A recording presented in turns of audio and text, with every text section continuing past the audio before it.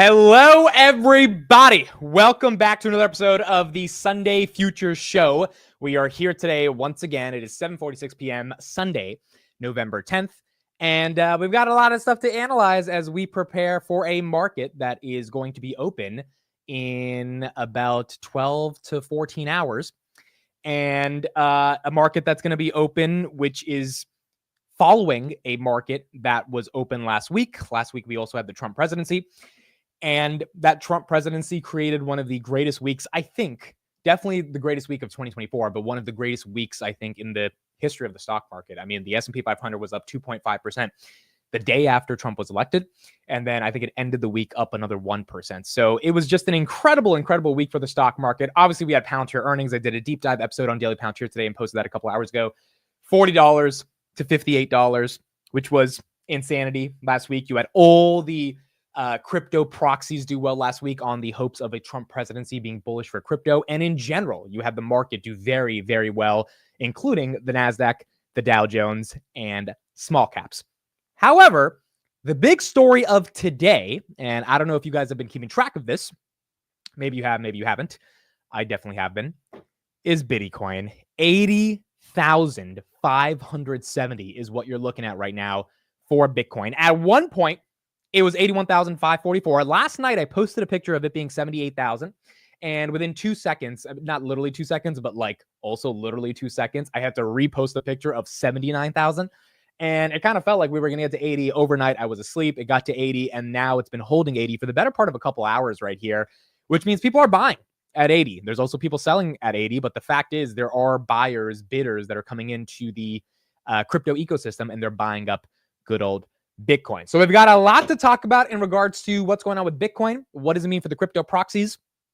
And we're going to look at futures and kind of see what that means for the stock market going into this week and some of the catalysts that we have coming up. We do have CPI this week that is also going to be very, very important. We also lowered rates last week, which is another catalyst outside of the Trump president. Christopher Patel, our good friend, he will be joining us at 8:10. So give it about 20 minutes.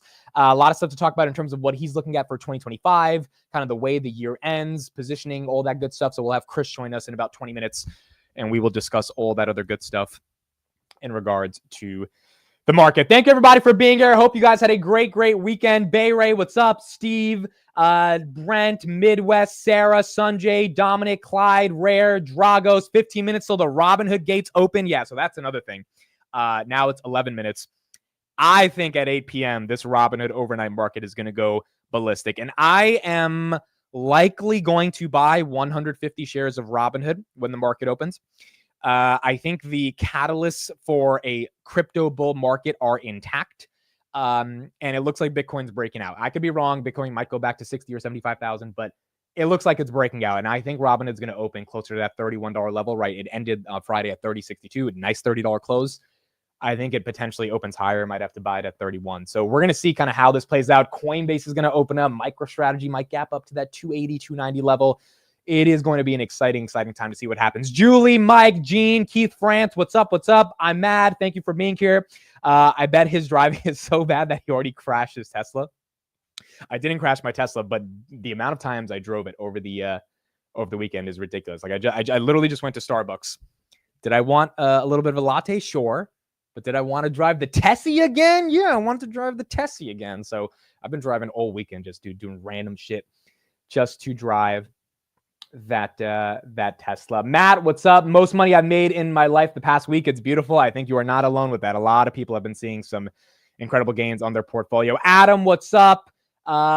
Midwest, Sunny, Fritz Walker, Buck Travel, Sarah, Dragos. Again, thank you everybody for being here today and being part of the market open, not market close, Sunday future show. That's what we are doing here today. CleanSpark, I think, is not available on the overnight market, so I don't know if it's going to open up tonight. I do think tomorrow they're going to be opening up. There was a clerical error for why they got halted, so I don't think that's going to be that big of a deal.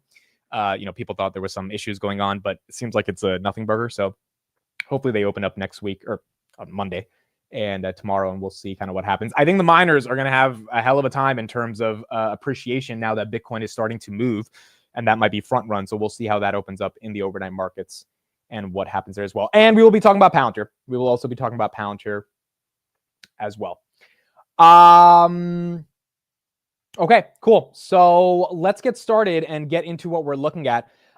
Here's Bitcoin, 80,685. I think we'll start off with Bitcoin and then we'll keep going from there. I think the really interesting thing right now about Bitcoin is that this feels like a country has been buying Bitcoin, not a retail. So there's a couple of layers to this thesis. First of all, Brian Armstrong, who is the CEO of Coinbase, tweeted over the weekend, and he said retail is back. Now, when someone who is the CEO of one of the largest crypto exchanges says something like this, I listen. And so I did some of my own digging and I tried to figure out, why is this guy saying this? And it seems like he's not wrong. So this is the App Store rankings right now for Robinhood and crypto or Coinbase.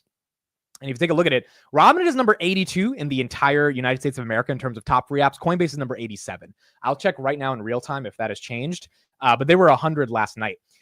Now, why does this matter? Well, it's really hard to get into that top 200 of rankings in the United States. It is hyper competitive. Instagram and Facebook and YouTube and Snapchat, Spotify, these like household names have stayed in the top 20 for literally like closing in on a decade now, right? Like these are just mainstream applications. Very, very hard to get Robinhood or Coinbase, which at the end of the day are not like household names like a Domino's or a McDonald's or anything, into the top 200, or like a Best Buy, for example. But they're there. And they're there right now because people are likely getting excited about the crypto market. So when Brian Armstrong says retail is back, I don't think he's lying there. I think he is correct that retail is back. Yeah, Robinhood is now number 75. So it went from 82 to 75. Coinbase is now number 80. people are downloading these platforms, which means there's going to be a lot of new users on these platforms and likely a lot of new trading volumes. Now, why is retail coming back? Well, I mean, pretty obvious, right? As prices go up, people start to chase. And when people start to chase, they get pretty damn excited. A lot of retail probably was not buying at 50, 60, 40, 30, obviously in the beginning of the year because retail is scared. IBIT, the BlackRock ETF, has really led up to the Bitcoin game from about 30 to 60 for the majority of the year. The ETFs are what created the gain in Bitcoin. Now it feels like these are not ETFs. These are more retail participants. Now, outside of retail, I think the move over the weekend from 74 to kind of 80, you could call it 75 to 80, was a country. I don't think that retail over the weekend bought, it amounts to about $70 billion of market cap that Bitcoin itself went up. Ethereum is also pumping. Dogecoin is pumping. I mean, Dogecoin itself. Dogecoin was up 27% today. I have a lot now. It's at 29 cents. I had a bunch of Dogecoin, I think, in the beginning of the year. Maybe like a grand, 1,500 of it at 7 cents that I sold at like 9 cents or whatever. So I really didn't hold on to this one. If you held on 7 cents to 29 cents, I mean, you're up 400% on your Dogecoin if you bought early in the year. So Dogecoin has been doing incredible. We're seeing a lot of the alternative assets start to spike and get momentum. Solana as well is up 7% today. Solana, one of the core blockchains for the decentralized finance ecosystem in the cryptocurrency world, that's doing very well. And then Ethereum right here breaking above 3,200. Ethereum's all-time high was 4,800. So Ethereum is not breaking its all-time high. Bitcoin has. And so a lot of people feel that Ethereum is going to be catching up. So if you had $75 billion of crypto added in terms of market cap to Bitcoin, I would imagine that is a country, not just retail. I don't think retail can move it that high. Now, the question is what country? We don't know. I think eventually we'll find out. But it does feel like there are some bigger players coming into this. Additionally, we have micro strategies. Here was a chart I found today, which I thought was really, really interesting. Take a look at MSTR. So we'll see what it opens up like in the next 5 minutes. But Bitcoin reaching 80,000 overnight for the first time. MicroStrategy's current position is now worth 20 billion, with half of that, I believe, in profits. Their latest buy was 919 at 61,750 a coin for 7,500 or 7,420 Bitcoin. And they now own 252,000 Bitcoin at an average price of 39,266. So 250,200 Bitcoin, average price of 39,266. They are up a little bit more than double on that Bitcoin, or just about double on that Bitcoin.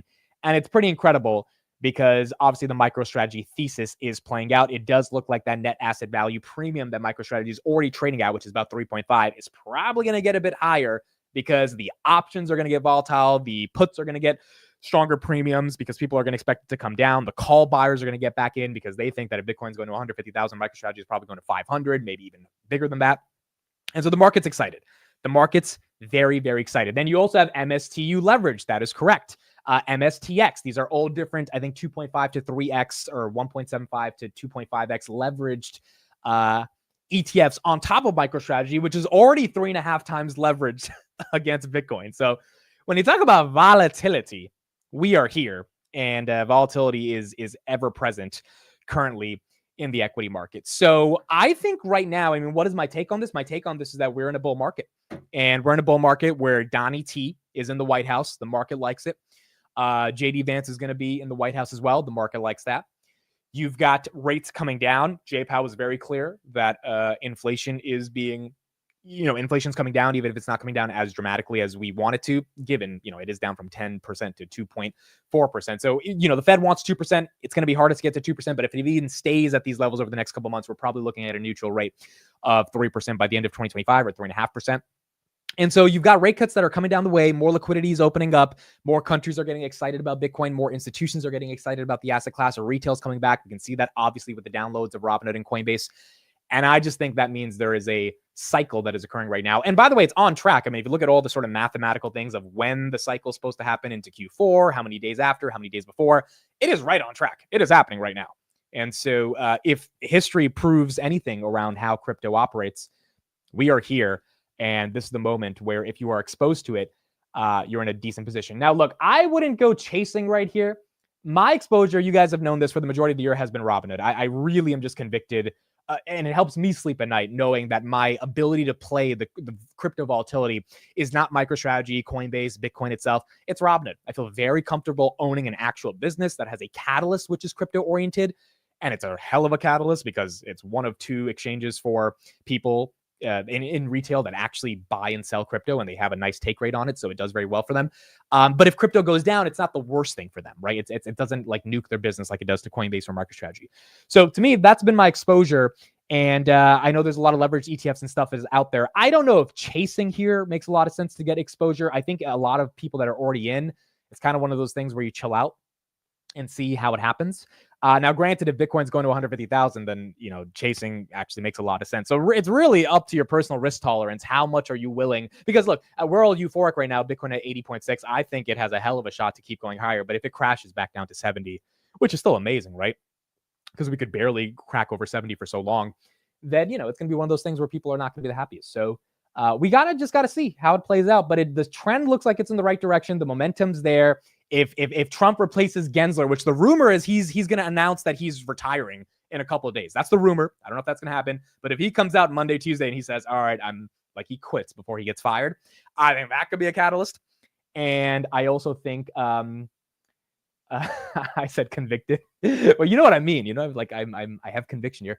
And also if Donnie announces a strategic reserve, like a legit strategic reserve anytime soon, we could also see more momentum on Bitcoin, because that just means more bids are going to come in for the asset class. So it's pretty exciting. It's pretty exciting to see how this is playing out right now. I'm convicted. You know what I mean? Like, I'm convicted in my thesis. Goodness. I hope I'm not going to jail for my thesis. That would not be a good thing. All right, so here we go.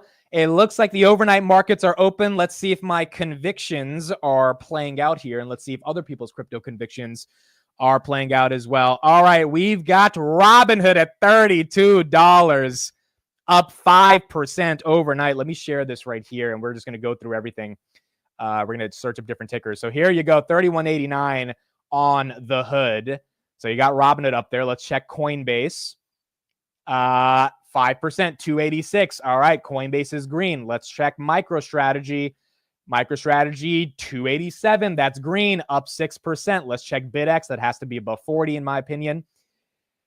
$43. That's up 10 freaking percent on BitX. If you've got some BitX, which TJ and I sold 100 puts on BitX, and we collected 17,000 on 270,000 of collateral on Friday.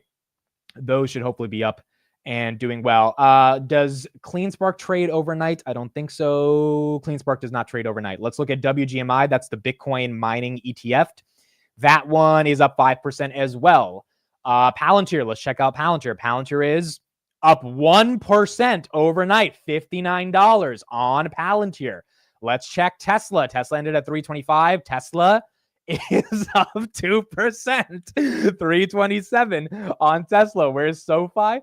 SoFi is up 1%, $13.12. I think it ended just under $13 at $12.99 last time on Friday. Nvidia is up about 0.5%, 147, or up about 20 bips, so about 0.16%, 0.12%, or 0.2%.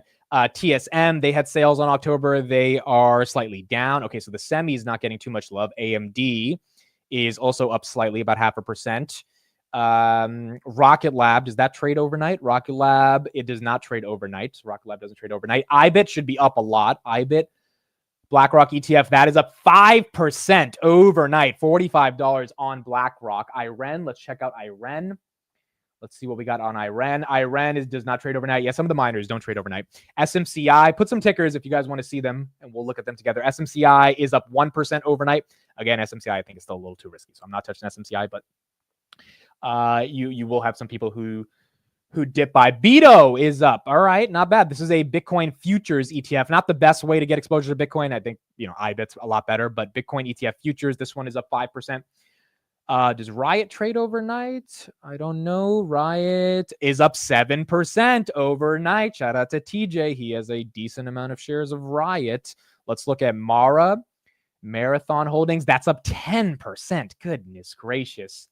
MicroStrategy is now 12%. Holy crap, dude. Wow, 300 on MicroStrategy. 300 on MicroStrategy. Where's Hood? Hood's at 3170. No, their Hood's at 32. Oh boy, markets are loving this. Palantir's at 59.30. Goodness gracious. I think 60, folks. It looks like it's on the way. S&P is up a little bit. The Qs are 515. That's an all-time high, up a little bit as well. And then IWM, I think, is up. IWM is up almost 1%, 239 on the small caps for IWM. And then the S&P 500, 598.90 currently on the day. Wow. This is this is pretty incredible, dude. I wanted to buy another 150 shares of Robinhood. I'm thinking of saying just fuck it, and I'll just buy it here at 32. Look, here's my thing. Is 32 expensive? Okay. No, in my opinion, because 32 now the market cap is 28 billion, 5 billion in cash, 23 billion, growing at 36%. Like, it's not expensive to me, but if Bitcoin keeps going higher, it's going to get more and more expensive because the market knows what happens when Bitcoin goes up and retail comes back, and Robinhood is one of the top 50 apps downloaded in the world. There's a lot of users, a lot of trading volumes. Robinhood has a 0.50% take rate. That means they get a lot of money off every dollar that's sold up or down, and they get to benefit off that volatility. So can Hood reach 50? So 50 would be a Palantir parabolic move. I think Hood can reach 40, and I don't want to get my hopes up on this. I do think it can reach 40. 50 is like aggressive. It would have to be a little bit more parabolic to get to 50, but I think it's possible. Yeah, it's just getting more expensive. 32.28 now, up 5%. And here's the thing: overnight, you don't get the best spreads on Bitcoin, but the problem is, or on Robinhood, on any of these stocks. But the problem is, if Bitcoin's still 80,000 by the time the market opens, then there's going to be a shit ton more liquidity, and it's just going to keep getting more expensive. So you kind of got to pick your poison here. Palantir is $59.32. Yeah, Tesla. I'm seeing what you guys are saying. Tesla, goodness freaking gracious. Tesla. $332. I mean, it's amazing. It's pretty fucking amazing. There you go. You got Tesla. Robinhood's at 33. What the fuck? Oh my God. I have to fucking buy this shit. Oh my gosh. All right, I'll put an order for 100 shares. Let's see the bid in the ask, 32.80 to 33.33. Let's see if I can get 32.95. Let's see if I can get it. Look, in this type of market, if Bitcoin does what it does and the market keeps melting up, again, either November, December, we get humbled and we get a massive pullback, or this market has legs and it continues to go higher. Let's see. Let's throw in the order. Let's see if it fills. Order placed. All right, we're gonna let that limit order go, and if we don't get it, we do. Now it's at 33.50. Oh shit, bro. All right, dude.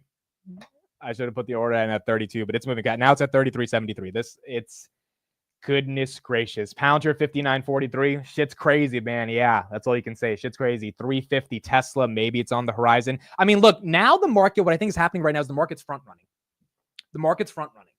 And the market knows that these crypto proxies are going to get momentum. There's a lot of money flowing in, $6.59 trillion still on the sideline. And outside of the crypto proxies, your Teslas, your Palantirs of the world, there's people that feel like they missed the boat. I know I feel like I missed out on Tesla. Now, granted, I had capital in other places. It was, it was appreciating as well. So it's okay. But there's a lot of people that are like, they just missed Tesla. There's a lot of people that weren't like me. I didn't have money to buy Tesla. I had money that was in other stuff, and I was comfortable with it being in other stuff. So it's not like I had $50,000 that I was just waiting, but I didn't put into Tesla because I was bearish Tesla. I just legit did not have money. A lot of my money, all my money has been in Robinhood and Palantir all year. There was other people that had decent amounts of money that just didn't buy Tesla because of whatever Elon's political, he bought Twitter, whatever reason they had. And I think now they're feeling some FOMO. Same thing with Palantir. I think those same people saw Palantir 20, 25. They're like, oh, it's too expensive, yada, yada. And now they're feeling FOMO. And that FOMO, if it's happening on an institutional level, we're going to see some crazy, crazy momentum. Robinhood's at $34. Oh my goodness. Robinhood is at $34. Let me go back to the overnight markets. Put in tickers that I didn't look at yet. Tesla 344 up 4%. Hood is 34.10. Palantir is 59.63. MicroStrategy is basically 300. BITF is up. Yeah, that's a Bitcoin miner. Look at that's not trading overnight. SoFi, dude, the SoFi options are printing. My strike on the short side is $20 by January 2026. I don't know if now it seems more reasonable that $20 is possible in a year if the company keeps executing. And I feel zero. Let me show you guys this. I feel zero desire to cash out of these early because financials are going to have a tailwind in 2025. And Noto himself said that a Trump administration is beneficial for SoFi, which means he wants to capitalize off of it. He got Trump in office, Trump's there. So now the question is, can he capitalize off this? We put this order in on 9/20. It's up 234%. 3,500 is currently worth 11,700 off the bet that SoFi in a year, so a decent amount of time, can get to 20. Now it's 7 going to 20 looked a little tough, but it was stuck in a 3-year channel from 6 to 8. So it felt like this was asymmetric, and it looks like it is potentially playing out, and it could become asymmetric. So SoFi right here, it did touch 14. Now SoFi at 13.89. What else do we have that we didn't look at? Dutch Bros. Yeah, Dutch Bros went crazy. Let's look at Dutch Bros. They were up 45%. Dutch Bros flat overnight, but they did go up 40% last week. So Dutch Bros had a hell of a run. Palantir 60. Holy shit, dude. Palantir is $60. What is there to say? I got to ring the bell for it, folks. Palantir's at 60.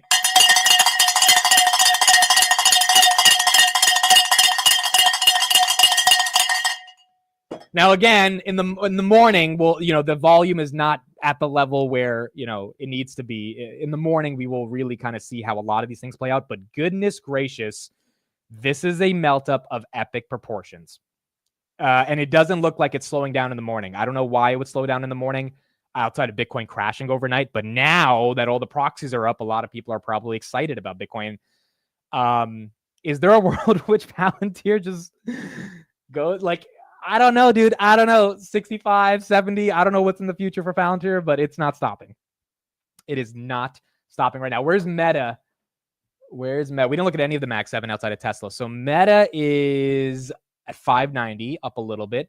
Googs is barely up right now. Dude, Max 7 are not getting any love besides Tesla. Microsoft's up a little bit, nothing crazy. And then Nvidia is up a little bit as well. Amazon had a good run last week. The Max 7 are barely up 1% each.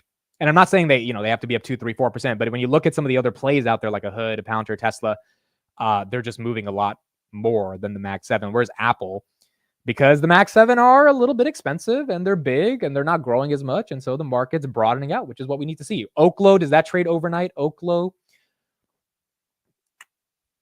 does not trade overnight. 24.89.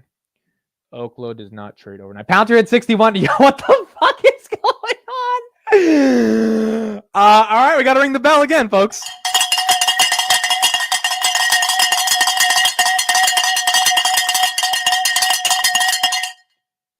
I don't know what to say anymore, guys. This whole concept of every dollar we go up is so special because we're a community and it's very hard, to for any stock to go up and every dollar matters. $30 was important, 35 was important.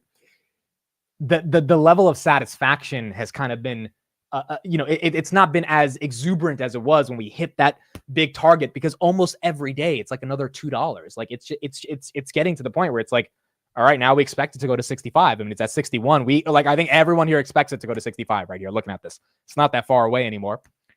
And it's one of those things where you sit back and you're like, all right, now I expect it. So now I'm going to ring the bell and I'm going to be happy, but I expect to keep ringing this damn bell, because we're just going to keep seeing it go higher. Or at least that's what the market's saying, right? And that's obviously creates the expectations for what it looks like. Are you not afraid of the drop of Palantir as it's growing too fast right now?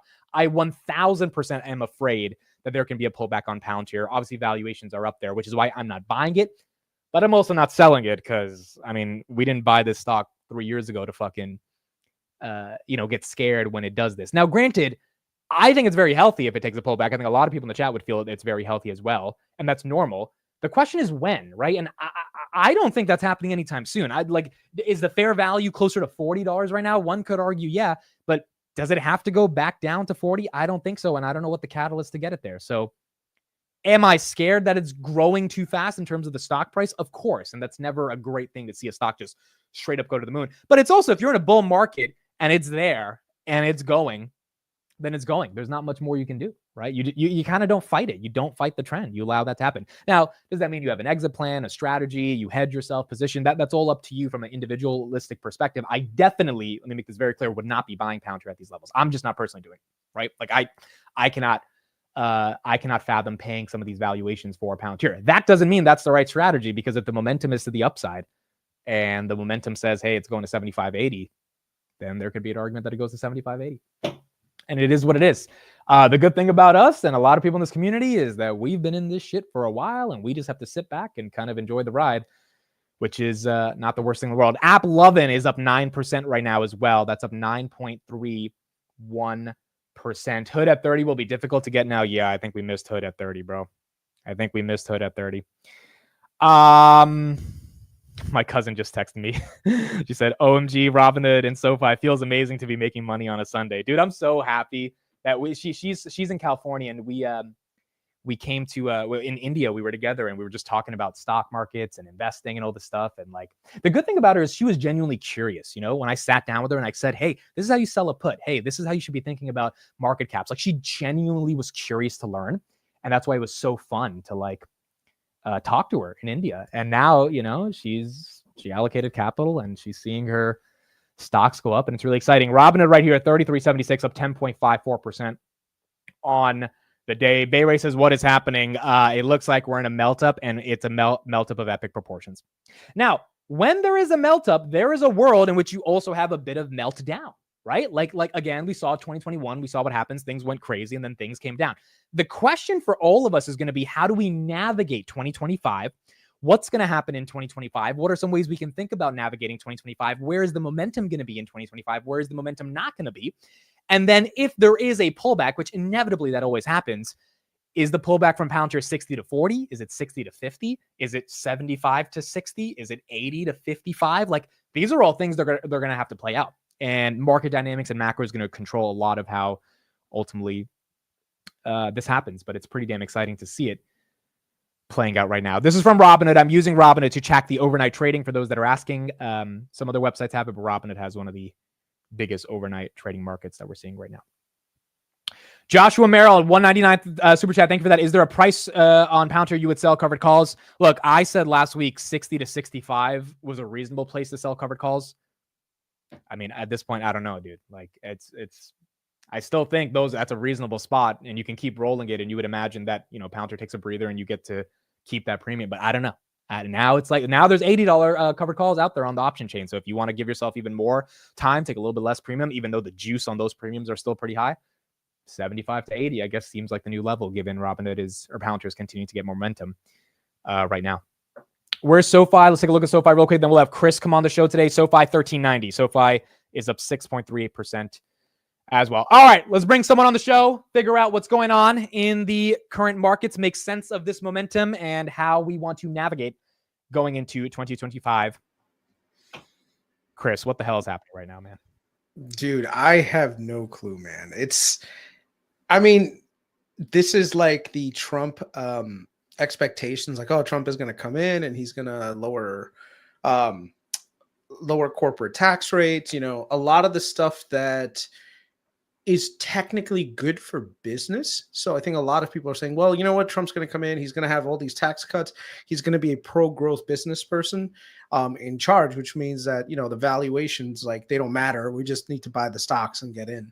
And I don't know. Whenever I see things like this, I become a little bit Yeah, it is a cautious. little, yeah, like I like not, you know, I'm being euphoric here because I'm excited and it's energetic, but like the brain part of my, you know, the heart is happy, but the brain part is like, what the fuck is going on? How is this happening? So can we use the brain part to rationalize this? If we were trying to make sense of our clients that are paying us tons of money to figure out why this is happening, how would you explain to your clients the way the market is rationally allowing some of these stocks to gain these multiples right now? How would you try to explain it to them?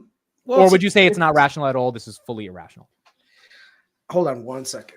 So one of the things that you have to deal with sometimes is like market irrationality will come in, and it's really hard to explain market irrationality. Like, you know, to see these things move overnight, it's kind of like, if you own the stocks, it feels great, but if you don't own them, you're kind of like questioning. So it kind of like lends to your bias, whichever way you want to look at it. Some of this definitely seems to be speculation, right? So I hate to say this, but you look at some of the names that are on here, there tend to be more retail heavy companies. Right? Yeah, and a lot of them are leveraged against Bitcoin, obviously. Yeah, so there's a level of, I don't know how to say it. Like, there's like a level of speculation that you should be willing to compromise with when seeing names like Tesla and SoFi and Palantir run. These are companies that have big retail followings. So a lot of times when you think about it, valuation doesn't matter as much as momentum does. And so anyone that's in there, you guys have captured the upside momentum, which is amazing. You know, if you're getting, like, I know people right now, they've changed their total portfolio returns over the last couple of years by being in some of these names. So I mean, congratulations. And that's not a bad thing either, right? Like, if you've been in some of these names for years, like, let's just use Tesla as an example, and you went through the hell of up and down and Elon getting paid, Delaware judge, all this stuff, you deserve this. Does it make sense if it's at 340? Maybe not, but you deserve to kind of allow yourself to have that capital appreciation, because that's the promise of the markets at the end of the day. Yeah. And you caught something that even like the biggest investors on the planet missed, you know, so a win is a win, regardless of whether or not it's for the right reason. I think too many people, they try to rationalize it and saying, well, I was wrong, but I was wrong because of all these speculators that got in. Like, you imagine right now, you've got, what's his face from the GameStop short dude. I'm sure he was like, oh, I got it wrong, but I got it wrong because there's an army of apes. At the end of the day, who gives a fuck? You know, if they made money and you didn't, and you lost money, you're the one that's, you know, that's a loser on it. So, I mean, but the thing is, people will try to rationalize their bias in either direction, you know. Right. So I would say to all the people that are winning right now with a lot of these names, congratulations. You know, there's no hard feelings about it. Like, have I missed it? Yeah, absolutely. And I'm okay with it. You know, you missed some of these names, but like, you haven't missed anything. You've missed some of these individual names like Tesla or whatever. Yeah, like MicroStrategy, but everyone's going to skin the cat differently. You know, at the end of the day, if you're a good investor, you'll figure out how to make money, whether it's through because of your own like thesis on X, thesis on Y, whatever. Like, I will never give people shit about getting things, you know, right, especially when stocks run up. Nor will I give people shit like if things come down and be like, oh my God, you're so stupid. Like, you know, you should have realized that this was overvalued. Like, no, you know, you used your better judgment. You got in or you got out, whatever, you know. So, yeah. Okay, so I guess let's talk about how we think the year is going to end. We got Trump in office, not officially yet, but the market's now pricing a lot of that in. There's a lot of layers to this before we move on to what's going to happen in 2025. So first of all, inflation. Where's your stance on what you think is going to happen over the next couple months? We get CPI soon, and do you think inflation will be good or bad going into the end of the year? I have a prediction that next year inflation is going to be a lot more tempered than people think, primarily because of real estate. Like, real estate, especially housing in certain parts of the country, is just coming back down to earth again. And the thing is, remember, when it comes to inflation, usually people are tracking the year over year figures, not Yeah. necessarily like the total amount for the last 5 years. So from a year over year perspective, these houses have appreciated significantly, and affordability is a real challenge. So I think what's happening is you're starting to see inventory building in certain areas of the country, and that inventory build is causing rents and also now houses to kind of compete against a more limited supply of buyers and renters. So I don't know if you saw, like, do you follow Liz Ann Saunders on Twitter by any chance? I know her. I don't think I follow her on Twitter. She's really good. She's got one of the best macro analytical charts and like data points that she puts out. She's a contributor on CNBC. Let me see if there's one that I saw the other day that is probably, let me see if I can find it. Let me just show you her thing. So this way, if people want to follow someone who's like very, like a really good macro driven analyst, they have some really good data points, especially chart wise. Let me see. Liz Ann Saunders. Guys, HIMS, let me take a look at that. HIMS is up 3%, $24 on HIMS. Housing. If there's any other tickers, put them in the chat. I'm sure I'm missing a ton of tickers. We went through most of them, but Upstart, yeah, let me check Upstart. Upstart had a big move on Thursday. Yeah, Upstart. fintech is getting a ton of interest right now. And so. you attribute that to rate cuts. Upstart up 1%. Rate cuts, right? That's why you think? Well, technically, rate cuts wouldn't necessarily be the greatest for banking, but maybe for I don't know. Yeah, that would make sense. I mean, let me just show this thing, and then we'll discuss the other part. November 8th. KWeb is China is up slightly overnight as well. Bitfarm doesn't trade. Soundhound, I don't know if that trades overnight. Let's see. Soundhound, that doesn't trade overnight. Oh man, whenever she does these things, it's like the snapshots are amazing to look at. But basically, the point was rental rates are starting to like stabilize and actually go down. Oh, here we go. This is what I was finding. I found it. Here we go. So do you see this right here with the multifamily units that are being added? So this is multifamily units are being added at the fastest pace on record. So completions on housing units with buildings with 5+ units. The reason why this is important is because if you're right now, looking for shelter, whether it's through rental, whether you want to buy, you're essentially like trying to get into a market. So with so many multifamilies coming online, there is a lot of vacancies that are kind of like being left unaddressed at the rental level. And so right now you're starting to see rents, which are a lot more liquid than like main housing, is starting to come down. And what ends up happening is now people with homes are actually competing to rent out their homes and rent out like property that they own against the other newer places that are coming online. So what's happening is as rent comes down, you're going to see house prices starting to kind of follow suit a little bit. So you think that's going to bring inflation down? Well, that's one of the things that's going to bring it down. Also, a lot of people who have like 3% mortgages, instead of putting their homes on the market, what they're doing essentially is trying to rent out the property because they've got such a great mortgage rate that they don't want to give it up. Correct. Right. Correct. So if you got a 3% on a house, the last thing you're going to say is, yeah, I want to get rid of this. So I'll give you an example. Like my brother-in-law, he's got a house.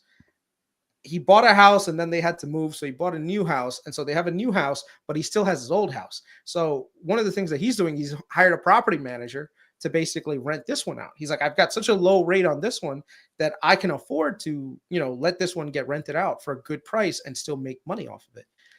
The challenge that you're going to run into is that everyone is doing the same thing. Yeah. Yeah. So a lot of people, instead of like getting rid of their old properties, because usually what would happen is if interest rates were 1-to-1, like if the interest rate was 5% on their old house and 5% on a new house, the incentive would be just buy a new house, pay off the old mortgage and call it a day. Now you don't have to worry about anything. Right. But now people are trying to arbitrage this whole thing. And yeah, it's a very interesting dynamic. But I think as rents start to come down, you're going to see houses come down, and you're starting to see inventory around the U.S. starting to pick up also.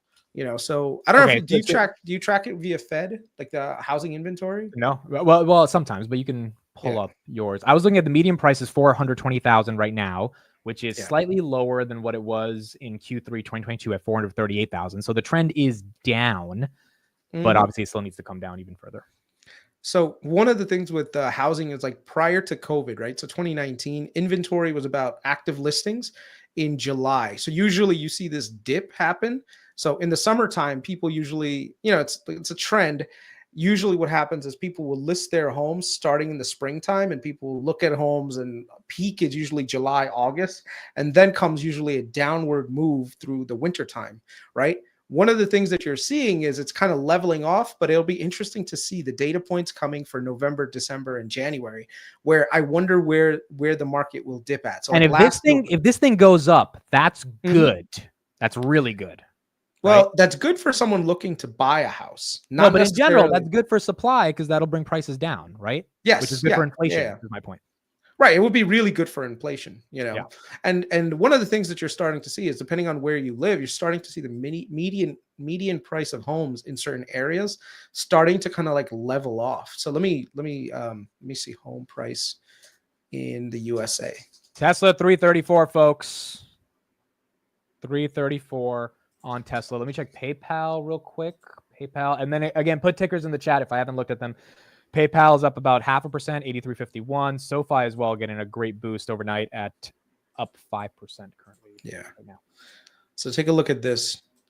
This chart shows you the median sales price of all the homes in the United States. But this goes back to like the 19 whatevers, right?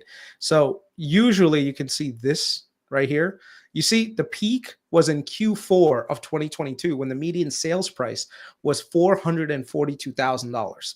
Right now, the median is $420,000. What this means, and this is the median sales price for all the homes in the United States, okay? This doesn't mean like individual markets. Individual markets can appreciate and depreciate faster than this thing. But for the most part, you can see that this general trend is downward. Right. So you see, if this continues and we see more of a gradual like move higher, that means that we could be in a state of low inflation going into the rest of 2020. Not 2020s, like the 20s, and we could theoretically go back to a roaring 20s like scenario where you have a state of low inflation, right, and high growth. That would be like the most ideal scenario, because then your economy is growing, the people are doing well, the price of things are coming down. And the way that I see it, Trump, one of the promises that he made was getting affordability back to the people. So if you want a home, and incomes have to catch up, of course, but if you want a home, you want to make it so that the average person can buy a home and afford it. So right now, if you look at Fred's data, like, hold on one second, Atlanta Housing Monitor. This is a really good data point to also look at if you're ever curious on how things happen. So by the way, guys, Reddit's up 4% overnight. Yeah. If you look at this from a housing perspective, usually you typically want to be 30% of your median income. Well, not median income, 30% of your gross income should be going towards housing. So if you're paying more than 30% of your gross income towards housing, like, or you buy a house, that means that you're kind of like overpaying what you're supposed to be able to afford. And if you get something that's under that, then you're doing really well. Wait, so if you make 100,000, you should only be buying a house that's 130,000. No. So your median income is what your mortgage, all the costs that are associated with owning that home should be under. So the cost of shelter. So let's say right now you own, if you make $100,000, you should be spending no more than $30,000 of your gross income, not your net, your gross income, towards housing costs. So that's through either renting or through mortgages and property tax and all that stuff, right? The point is, if you look at this, the affordability threshold right now in the United States is at like a bottoming process. So if you see like the 2006, 7, and 8, you can see here that the housing prices, they started to get really elevated at the time relative to the median income of the United States, which meant that we were in a less affordable part of the market. So you can see the affordability index was about 69. Right. 100 means that things are stable. Like people are able to afford homes that are like at 30% or around the 30% of the median income that they're generating, like their median household income. So what we saw was this huge downward move in the last like 4 or 5 years, and you can see here affordability is actually down. So usually there are things that happen that correct for this miss, I don't want to call it misallocation, but this missing link. And usually it comes from different drivers. So these are the drivers of affordability. And like I said, the Atlanta Fed does a really good job of putting all of this stuff together. So if you look overall, you think in the Mhm. context of housing, you ultimately think that housing will get cheaper in 2025, which is bullish for inflation. And that is one tailwind we can expect in the rest of the markets. Okay. I wouldn't say cheaper. Cheaper is the wrong word. I'd say affordable. Okay. More things are going to become affordable because, you have quite a few things that can drive affordability. Number one is the median income. So if people's incomes are going up by 4 or 5% and prices of homes are, staying flat or 1% increases, that means that things are going to become more affordable, right? People are able to afford more. So if you see certain areas of the country that are developing really well, what's happening is the median income in that area is growing really fast, right? And the prices of homes might be stabilized. So that means that area is going to become more affordable, right? So that's typically what happens. So if you see this, these are the drivers behind it. So like taxes, property insurance, mortgage rate. So one of the main drivers of unaffordability over the last few years has primarily been mortgage rate increases, right? And also at the same time, the sales price, the median sales price, has been unaffordable for people. So if the price of homes goes up, the higher it goes up, it's less you're able to afford. You're less likely to be able to afford it. Now, one of the things you're starting to see is affordability kind of creep up a little bit, but that's mainly because you see household income. Before, household income was kind of like stagnant a little bit and staying around the same price, but then you see the what is that thing called? You see like the median income starting to kind of drive up a little bit. So median household income started to kind of rise. So you're starting to see all of these things kind of like converge on themselves. And so what we want to see is, you want to see like 2 to 3% household income growth. You want to see like 1 or 2% in home price growth. And so this way you have stability. Now, the thing is, stability will come, but it will come eventually. It's not going to come right away. Yeah. And so ultimately, the core point of all of this is that this is one of the factors to pay attention to in 2025, because if housing prices do come down or they become more affordable, essentially, that means we have more inventory. That means housing prices should go down, which also ultimately helps inflation. And that means the average American has a better chance of kind of, living the American dream. I want to move on to AI and what that's going to look like in 2025. So before we get to that, I want to play this clip from Stanley Druckenmiller this weekend. He had a podcast, and here's what he had to say about NVIDIA. I want to get your thoughts on this and how you think people should be positioned in 2025 for AI. Interview on NVIDIA, I think it was like 370 or something, and I said, this is one we're probably going to own for a few years. But I didn't think it was going to go to 900 in a year and to over a $2 trillion market cap. I think it had started like 100 billion or 150 billion. It was something crazy. So no, I don't necessarily sell early. I'm a technician, so I usually wait for tops. NVIDIA had no top. I just thought... what does that, just want to explain, what does it mean to have a top? A top is something, the rate of change of it's going up changes, and it tends to flatten out for quite some time. The trick is, in the technical world, that could end up being a bull flag, where it just consolidated for a bit and then it did a new leg, or it could be a top where that was it. And how do you know which is which? You don't. You have an opinion and you express it, and sometimes you're right and sometimes you're wrong. With NVIDIA, there was no top, but I've analyzed the semiconductors industry, not particularly well, but since the 1970s, and it's a cyclical industry. And I knew NVIDIA had staying power, and they had 4,000 software engineers, so it wasn't just hardware. They have a CUDA this thing called CUDA software that they do to make their GPUs. But I just thought once it went through 2 trillion, this is just too much. And worst case, it'll have a big correction. I'll get another chance. And of course, I didn't get another chance. Oh, you may. So Druckenmiller admitting there was no top to NVIDIA.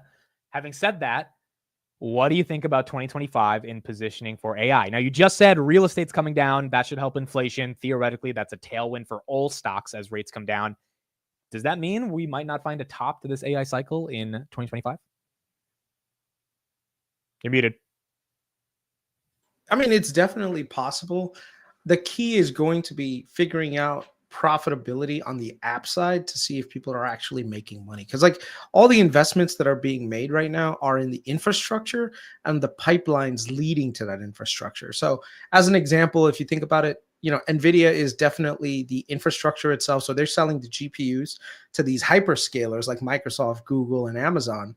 And then they're selling those services now to these individual either companies, people, or software companies or developers, X, Y, and Z. So basically, it's almost like Google, Amazon, and Microsoft and Meta are your canaries in the coal mine, right? So Right. if see them starting to kind of slow down with their growth when it comes to their AI, you know, infrastructure build out, then it's something to worry about. Be like, hey, wait a second, why is Microsoft investing less than it did last year in more AI data centers, right? And I think that is going to be like your key. But as of right now, there are no indications that these guys are slowing down on spend. Yeah. Did you notice a single person? I mean, and then you got freaking Musk and Oracle, what's his name? Ellison having dinner with what's his name? Jensen. And they were like, we need more chips. We need more GPUs. You know, like, what do you do then? So I don't know. Like the cycle is nowhere near the top right now as far as the data is concerned. Maybe I'm missing something, but as far as I can tell, there is no weakness in the data. And I think that there will be a point where we top out with the data, but that doesn't seem to be the case right now. The only exception to that is SMCI.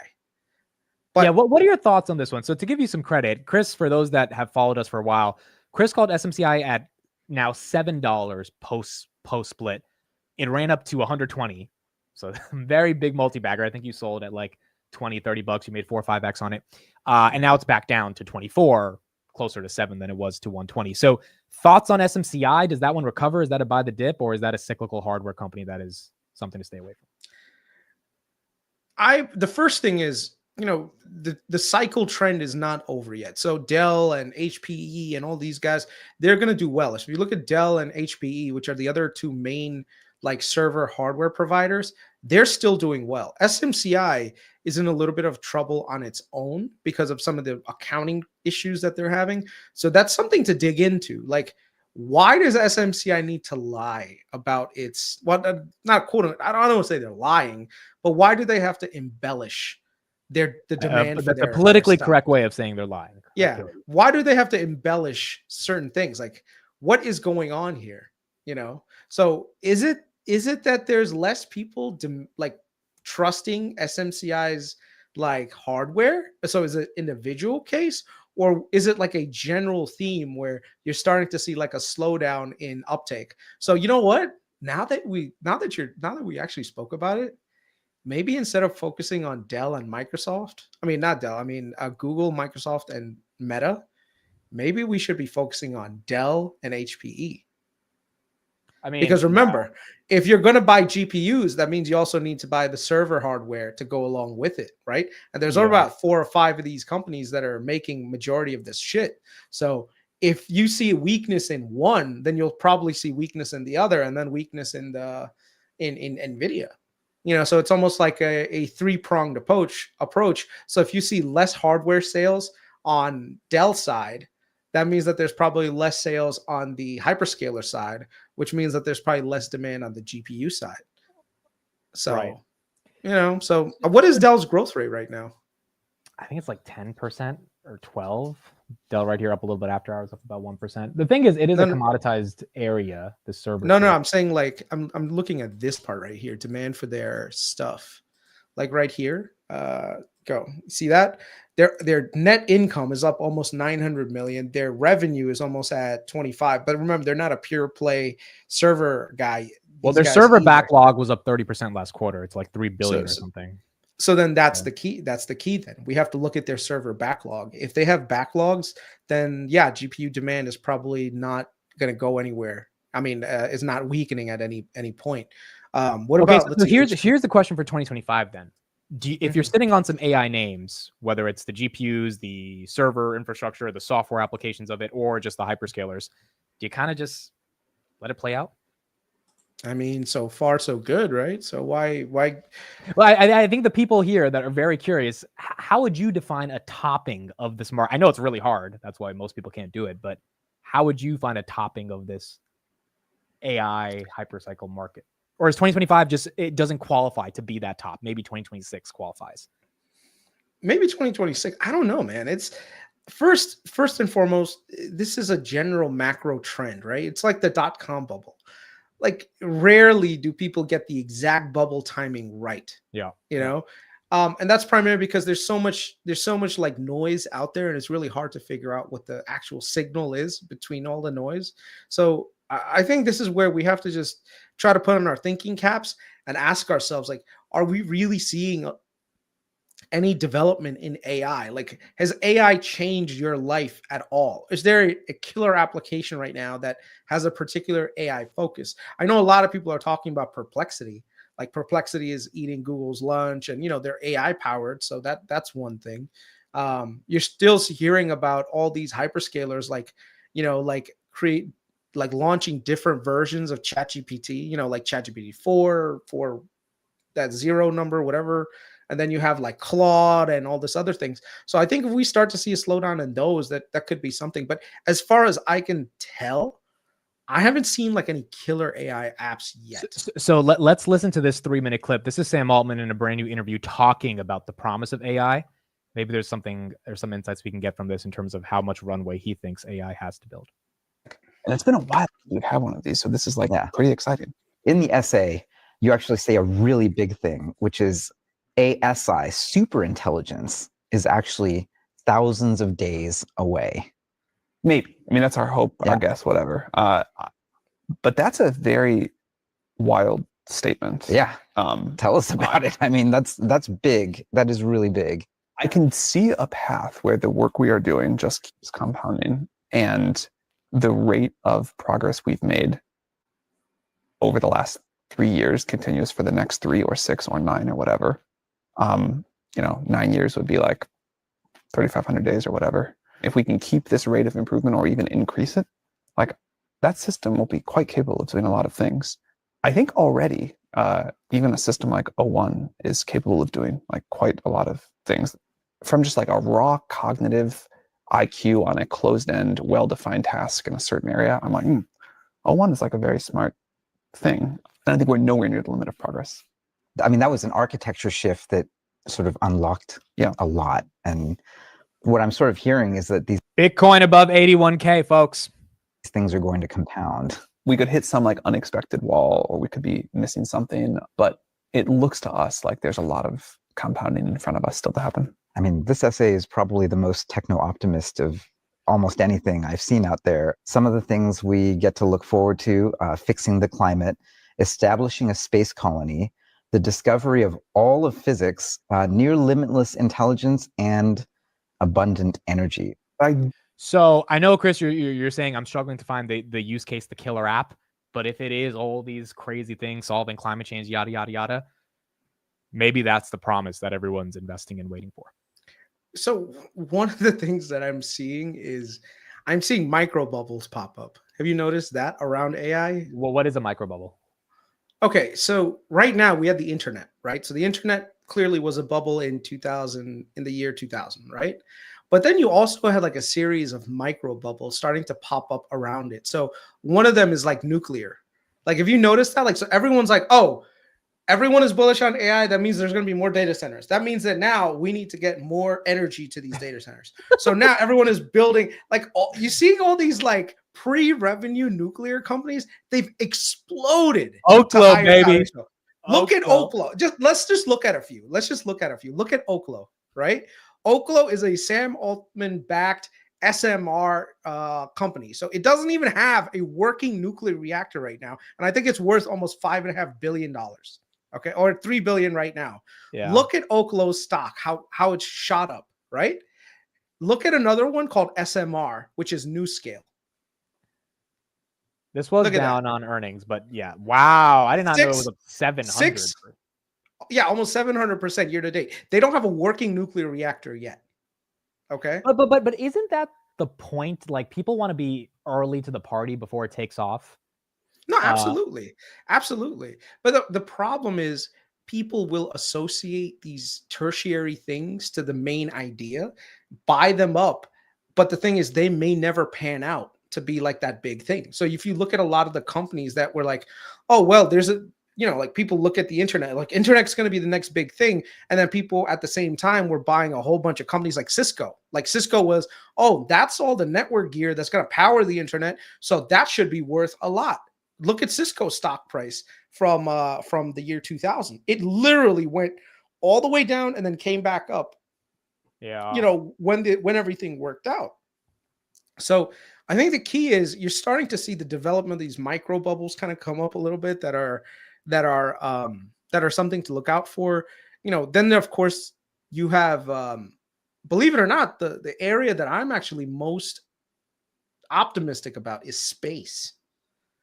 Like, look at some of the space names. Look at ASTS real quick. Oh yeah, that one. Okay, that one and Rocket Lab have exploded. Now, ASTS. Do you know what they do essentially? Telecommunications with satellites, I think. Right. So look at all the infrastructure build out that we've had to do over the last 50 to 100 years. You have cell phone towers everywhere. You've got freaking fiber connected everywhere. And these guys come out and say, look, we just put a satellite in the air and boom, now we got internet connectivity and you can use your own phone right now, the way that you have it right now. And I'm like looking at this. I'm like, wait a second. This seems kind of disruptive. And the thing is, had it not been for SpaceX proving out the technology, bro, SpaceX has proven that broadband via satellite is effective, like beyond effective.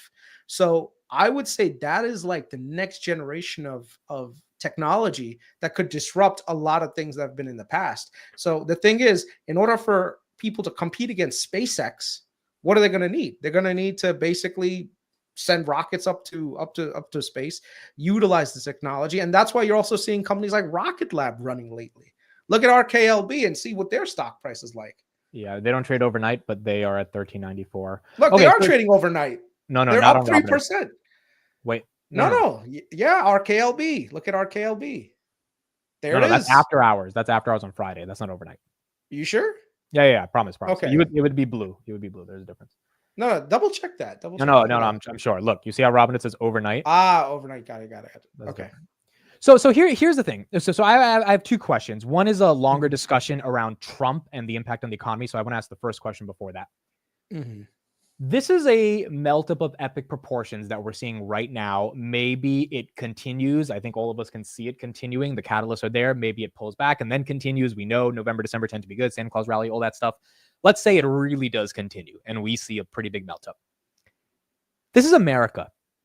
If we were going to melt up in any stock market, it should be the American stock market, right? Do you think there is an argument that we are unleashing American dynamism with all the deregulation and lower taxes and pro-growth? And I know that ties into Trump, but ultimately that if this was going to happen, it should be now because you've got this macro tailwind of AI, which we all acknowledge is a real thing. And then you've got all this political foundational elements that enable business to continue to grow via the Trump administration. Therefore, this should be happening, and we shouldn't be fighting this type of growth that we're seeing right now. So, yes, but then there's like all these macro data points that scare the shit out of me. Right. And this is the part that like it gives you this pause that's either healthy or it's one of those things that's going to cause you to miss out on a lot of gains. Like as an example, look at what happened to Druckenmiller. Like he was in NVIDIA and he was like, oh, I'm going to be long-term with it. But he saw the sudden rise and that knocked him out, that knocked his conviction out. And I think that's the problem with me right now. So when I look at something like purely from like a macro valuation standpoint, hold on one second. It's a good point because Druckenmiller, the reason he sold for those that don't know why he sold Nvidia, is because it just went up too fast. I mean, you could say the same thing about Palantir. People are selling right now because it's just going up too fast. Yeah. Is that a good reason to sell? Usually no, but sometimes you have to protect your capital. Yeah, this is the problem, man. When you see like these giant waves higher, it scares you. It really gives it like you either gotta believe in the narrative hardcore, or I don't know. It's just it's hard. Like right now, from a general macro perspective, like the current Schiller PE ratio, you can see that we're right back to what it was in late 2021. Right. So if you look at all these tops that happened, like this is like the tech bubble, the top was at like was in the 40s. With regards to the current macro, we're at 38. So we don't have a lot of like north room to run before we have a historical top. Unless Yeah. that historical top is marked by, I mean, the same argument that everyone said, .com companies that had no revenue versus AI companies that have the promise of much more than pets.com, right? Well, that's the key, right? I don't know. I guess that's the key. Do we have the revenues that mean something in this cycle? And it also means that like I think of this as like a risk to reward scenario. When you buy something at the top, like not at the top, but you buy it when it's really high, you're betting on, oh, you know what? I know it's really high, but I think it's going to go higher. Versus when it's down, oh, I know it's going to go higher because it can't go any lower. You know, right?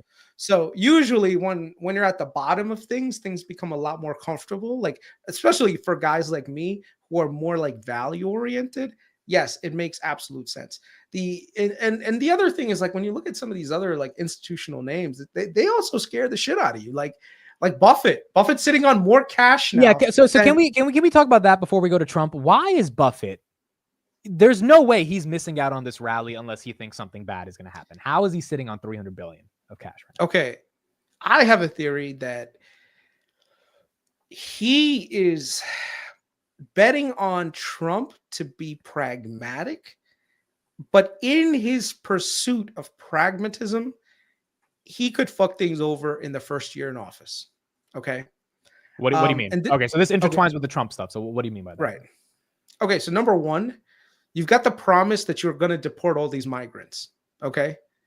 Now, if you're telling me that you're going to go out there and take 10 million people, 20 million, whatever the illegal migrants that are currently in the country, and you're going to deport them all, you are going to cause economic chaos. You know what I mean? You just, the country honestly cannot function without all of these people working. Like I was talking to you earlier today. I said, go to any restaurant in this country and go to the back and tell me you don't find Mexicans, Guatemalans, and other immigrant groups working in the back. You know, it's rare to see people born here in the U.S. work. It's not uncommon. There's still people, of course, that are working in the back, but you're starting to see that. So all the blue collar, lower wage jobs, these guys are the ones that occupy these positions. A lot of positions. Like there was a Burger King under construction near my neighborhood, and literally all the workers there were, you know, they're migrants. You can tell, like none of them spoke English. You know, they're all just chilling. Like it's clear as day that the general contractor was, of course, an American guy, but all his workers were all migrants. You know, so you're saying Trump getting rid of a lot of those people or deporting them would cause chaos from a labor perspective?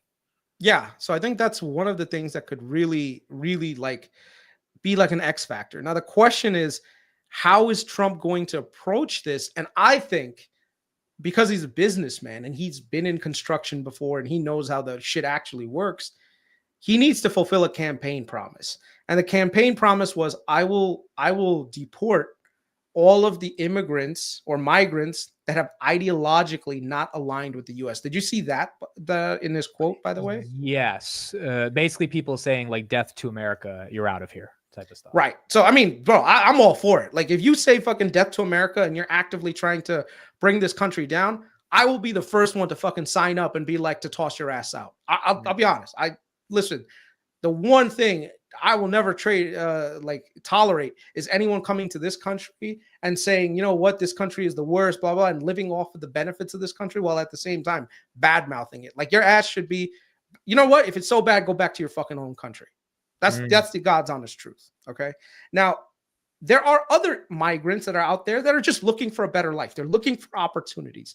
They want to send their kids to a school without, they're not basically sending their kids off to get, mugged and all this other stuff that you see around the other parts of the world. Like, we have safety, we have security, we have opportunity. So people are looking for that genuinely. So people like that, I feel like they're additions to this country.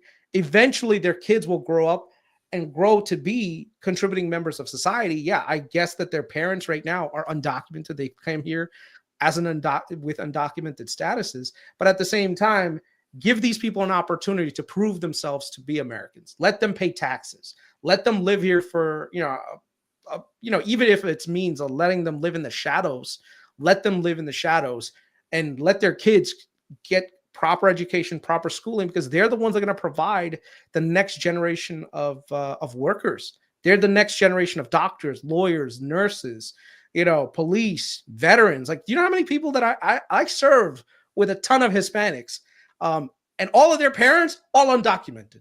Yeah. They were all U.S. citizens, but their parents were undocumented that came over. And the thing is, like, especially if you go to Texas, the difference is very stark. All the parents are undocumented, but the kids are all like American born, right? So Right. Technically they're the anchor babies, quote unquote, but the anchor babies are just like you, me, and everyone else. And so how do you think Trump executes the policy then from deportation? And why do you think Buffett thinks so much about that policy?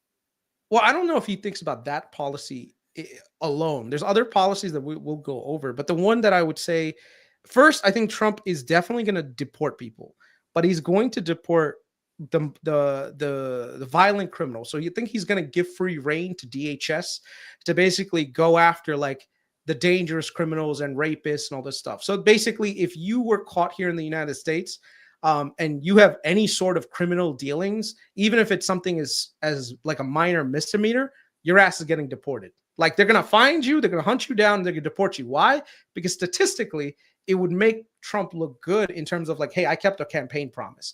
Like, all those Venezuelan gang members over in in Colorado who are taking over the apartment buildings. Yeah. You want any of those people in this country? No. You want to find all of them, find the entire gang, deport the entire gang. Imagine right now the headlines that CNN and MSNBC and all these people would have to go up with. Venezuelan migrant gang that took over things, deported back to Venezuela, right? How like, that's a campaign promise that's kept. Fox News would be airing that shit all day for an entire week, because that means, like, look at Trump. He comes into office, he starts cleaning up this migrant thing. The other thing is he's also got to tighten the borders right now. And the only way he's going to be able to tighten up the borders is by getting some compromises out of the Democrats. And I think the compromise that he might end up making is that, listen, I will be a lot less heavy-handed with migrant deportation, but you're going to have to help me close the border and not allow this plethora of people just coming in. And you're going to have to support me in making sure that Mexico is the one that's dealing with the migrant issue and saying, look, you have to close the border at your end because you have a smaller border. Like right now, the Mexicans have basically been saying, that's fine. Go, if you want to go to America, you can travel through Mexico and get to the border. If Mexico stops the migrants, there's no coming to the U.S. unless you're coming in through one of the ports of entries, or you're coming through either Canada. And Canada is going to be a lot harder to come into the U.S. from. Well, so will this be good or bad in 2025 for the economy? It's hard to say. I mean, like I said, it's all going to depend on how far Trump wants to go with this deportation thing. That's going to be like one of the major points that we have to look into. The other one is tariffs. Like, he's promised to put tariffs on all of these countries. And I know that in the short term, tariffs might be like, oh my God, that's a great idea. Why not tariff the shit out of, stuff coming in from China? Why don't we get paid for it? But the problem is, longer term, people may not necessarily want to have like great trade relations with the U.S. because they're always under the idea that these like the U.S. is going to leverage its tariffs against me. Like right now, Trump is trying to use tariffs against the Europeans. Do you think the Europeans wants to do business with the U.S. if they always have to deal with constant threat of tariffs? There was it wasn't a rumor, it got community noted, so it's not exactly correct, but I thought it was for a second, and I love the idea. The idea was we're not going to support NATO if they try to come after Twitter and regulate free speech, because Europe's been saying, hey, if you post a meme that's like bad, we'll take Twitter out of Italy or whatever. Now, I love like that idea. I like the idea. Why? We are the biggest contributors to NATO, and we believe in free speech. And if you think you can just censor people because you don't like the racist or sexist meme that they post, which could be a bad piece of content, but it's definitely not American to say that person doesn't have the an ability to speak because they posted it, then why should we contribute to NATO? If he starts swinging like that, I mean, if Trump starts putting that on the table, I think there's a whole different game. See, the thing is, if you do it for that reason, I think it works. But the problem is if you're too heavy-handed with the tariffs and you start just utilizing it every single time, like the thing is, like, when you use a threat, but you use it in a specialized way, it gets the job done. But if you're all about threats, you're not going to have any friends. And the thing is, at the end of the day, you need friends, around the world. So I think it really comes down to, you really have to be targeted with your tariffs. Don't be so heavy-handed. And then what that does is that plays right into the hands of our enemies like China, Russia, and all these other guys who are like, oh, this is how we're going to become closer to Europe. I mean, technically, with the Ukraine thing, it's probably that's not going to happen.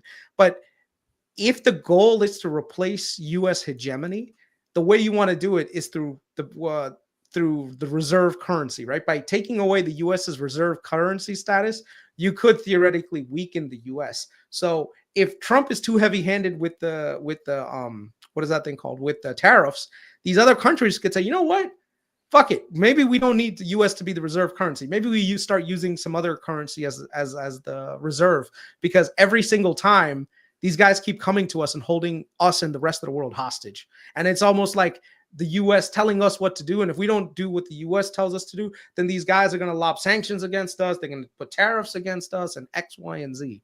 Right. So I think it has to be very focused. Like if Trump does it in the right way, where he's using the tariffs as a bargaining chip, it works. But if he does it, that's like every single time you go into a meeting with the guy, and before he says good morning, the first thing he says, well, I have some tariffs I want to discuss with you. It's probably not a good look. It's probably not a good idea. And I don't think Trump's going to act like that, because he's a businessman and he's probably using it as a negotiation tactic. Shout out to Dougie in the chat. Please buy Kris a share of Palantir as a thank you for his service, as tomorrow is Veterans Day. Kris, again, thank you for your service. We'll wish you tomorrow as well, but thank you for doing what you've done for this country. Speaking of Palantir, I think this brings up an interesting topic right here. You did have a tweet yesterday or this morning, and you said, even with all my Palantir valuation bias aside, I hope there is a push to use Palantir to help locate and reduce government spending. We've seen them do this successfully at a lot of companies and with the U.S. Army, and they already have deep connections within the U.S. government ecosystem and a willingness to put the U.S. first in its endeavors versus special interests. So first of all, Dougie, thank you for that $61 super chat. But to you, Kris, outside of Palantir, the stock, do you think Elon can get the White House to actually be more efficient, and could Palantir potentially play a role in that? So yes and no.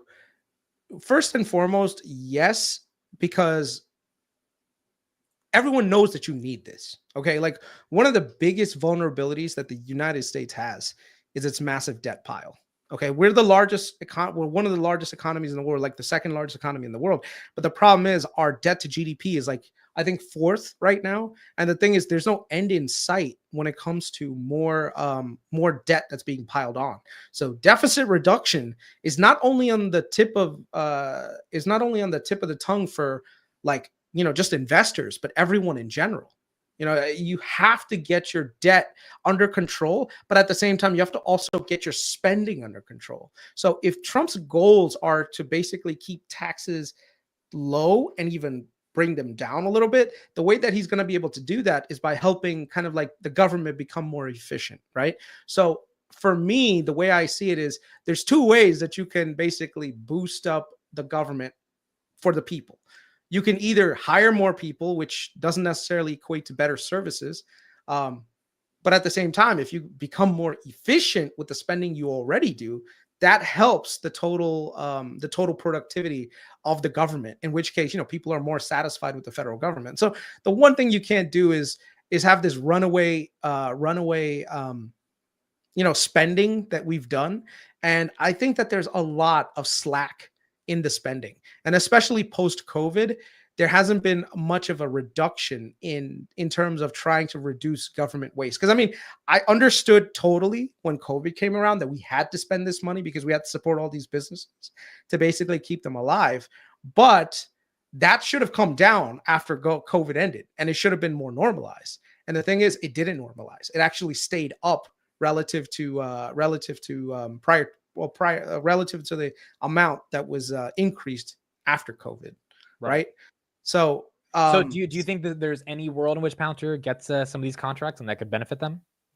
I hope so. I think there's very few companies that I would say are qualified enough to do the job, and have the scale required to do it. Like in terms of like software and like and basically the connections, the deep-rooted connections you need with the U.S. government. Like there's a lot of companies out there that work with the U.S. government that are basically just, how do I say, like milking them?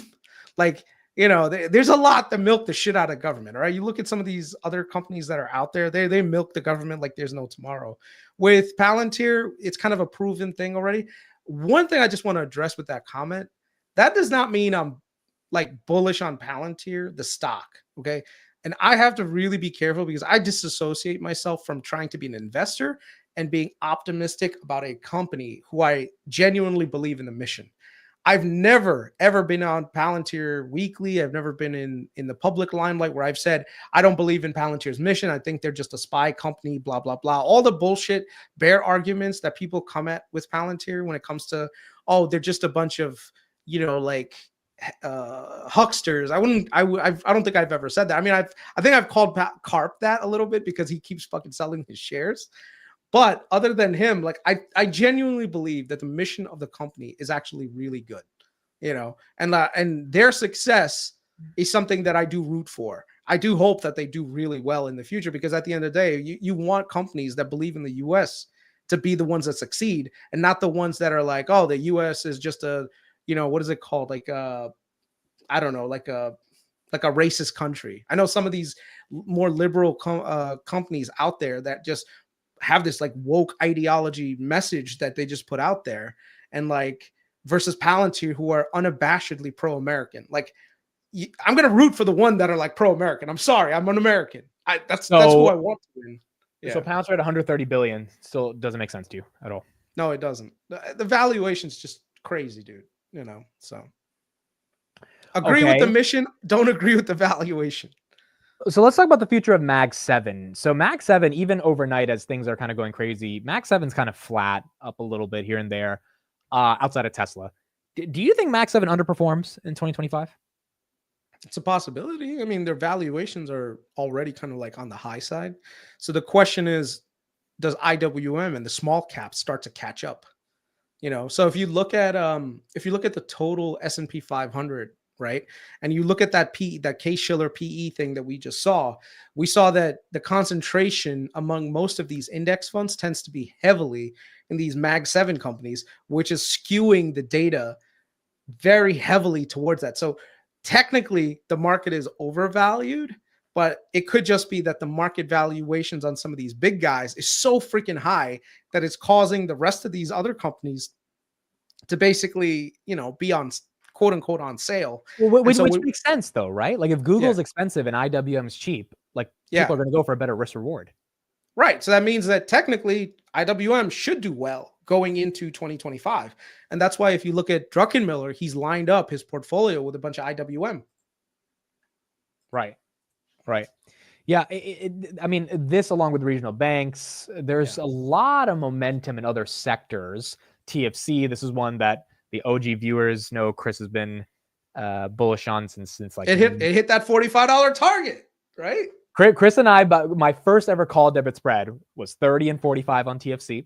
May 2023, that's when Kris really got me into that. And we ended up selling a little bit after that and put the money in other places, but 45, we are here on the regionals. And that was when, so this brings up a good discussion. So Silicon Valley Bank collapses, massive opportunities in the regional banks. If you did the research, you've made a shit ton of money off the banks.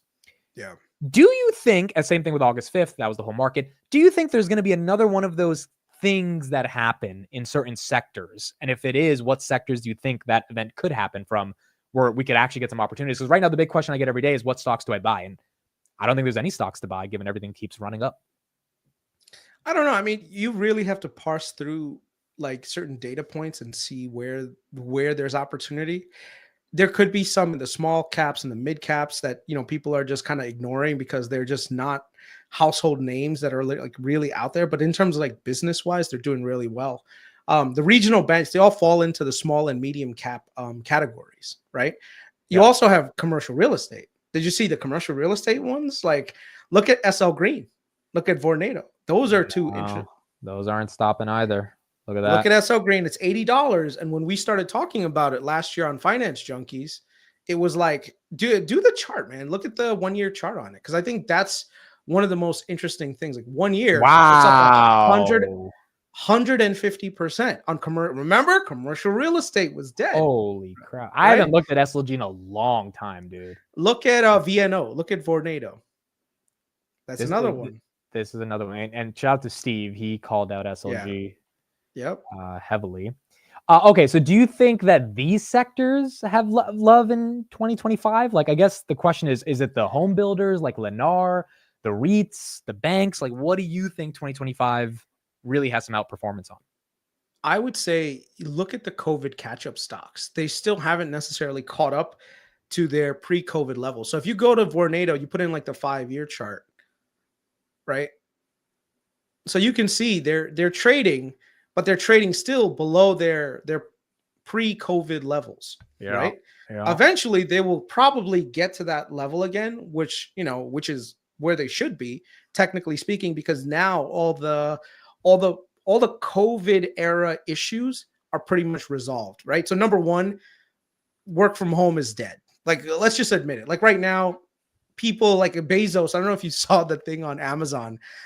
There's some employees that got up and said to Andy Jassy, like, hey, listen. So Amazon came out and said, we want to do 5 days a week, like come to work. And these guys were like, no, like if you want productivity, blah, blah. And you know what Jassy's response to them was? What? Well, maybe you should look for another job. Like Amazon was not playing, bro. Amazon is not playing. So, I mean, I'm sure that there's people still working from home and stuff, but these big guys, they're also Bezos is making Washington Post employees come 5 days a week as well. I don't know if you saw that. There you go. Did you see the tweet from Vivek too about federal employees? No. What did Vivek say? Type it in. Yo, Vivek's gonna get a cabinet position and he's about to clean some shit up. So this guy was like, well, how would you get rid of all these federal employees, these bureaucrats? And he just said, well, listen, the first step is just making them come to work 5 days a week, like every other American, and half of them are just gonna quit. That's actually funny. That's funny. Yeah. So that's like one of the drivers right now. So you're starting to see kind of like a little bit of a comeback in real estate, like commercial real estate. So not all commercial real estate is coming back, of course, but the commercial real estate in like the city centers with like top rated buildings that are more newer, that have like really nice amenities, they're starting to get leases signed again. If you notice, like the first ones to really like propel this was like JP Morgan, Goldman Sachs, Citadel. They all told their people, you come into work 5 days a week or don't bother showing up. And I think what's happening is that's starting to like reverberate all the way through. So commercial real estate is recovering nicely. And there's still room for commercial real estate to go a little bit higher from where it is today. So that's one area. The other one, of course, with the cruise lines, right? And I've been really bullish on the cruise lines because I think a lot of people wrote the cruise lines off for dead because of COVID. So if you go to like NCLH, right? And look at the 1 year chart on this thing. Up 100%. Look at that. 100%. Look at CCL, right? And the core thesis here is they're repaying their debt and rates coming down as a catalyst, essentially. And they were, if you look at the 5 year, this bad boy was at 50 before the pandemic and hasn't recovered. Yep.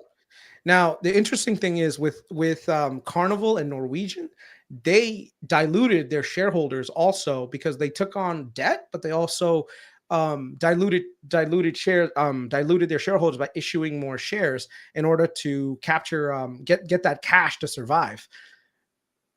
Royal Caribbean did not issue as much debt. They did not also dilute their shareholders. Look at where Royal Caribbean is. Okay, and go to the 1 year chart. Wow. 140%, and look at the 5 year chart. They're above what they were trading at before COVID. Look at the max. Look at that. Before COVID, they're at 130. Now these suckers are at 133 and generating cash like it's nobody's business. So the COVID catch-up trade is still there, dude. You know, and there's still opportunities out there where there's industries out there that were impacted by COVID, and then the second round of COVID, and then they started to kind of like 2023 and 24 were like the recovery years, right? And they're still getting to the point where there's still a lot more room for them to go higher. So that's where I'd look for opportunities in 2025, where these COVID beatdowns are starting to kind of mitigate. Yeah, and I think the COVID catch-up trade is important because everyone is asking pretty much, the same question, which is, I want to buy stuff, but I don't know if Tesla at 330 or Palantir at 60 or MicroStrategy at 300 makes sense. And that's a healthy question to be asking because, when Palantir was 20 and Tesla was 130, that question wasn't really there. You had some people questioning it, but a lot of people were like, no, this makes sense. SoFi at 7 makes sense. SoFi at 14, does that make sense anymore? Probably in the long term, but maybe not immediately. Yeah. And I think, believe it or not, China might be a COVID catch-up trade also. I mean, these guys were absolutely destroyed by the COVID era policies. And then they had this their real estate had to collapse a little bit. So they're going through their own like 2008 kind of moment. And so China is in pro-growth, pro-stimulus mode right now. So right now, a lot of people are like, oh, China, you're a freaking idiot. Not Nikkei. Nikkei is Japan, brother. Yeah, no, I was Shanghai. Yeah. So Shanghai and all these other places. So you're starting to see a little bit of the property sector like kind of calm down a little bit in China. I think eventually, damn, is that overnight right now? It took a hit. Is that what's that? Hong Kong Hang Seng Index? Let me check. What's the live on? Yeah, no, it's down. It's down 2%. It's down 2.4. All right. So they've still got their 2008 moment. They're still happening, even with the stimulus announcements. So do like a 6-month chart on this thing. Yeah. So you see that spike up that like actually do a 5-year. Do a 5-year chart real quick. Damn. So you can see here post COVID, they started to go down significantly, right? And then they had that, what is it called? The second round of COVID, and their economy right now is in the gutter. Like their growth is slowing down significantly.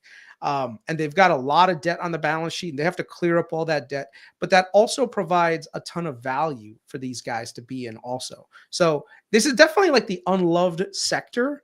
And so if you think about like PEs of a lot of these Chinese names, they're really cheap.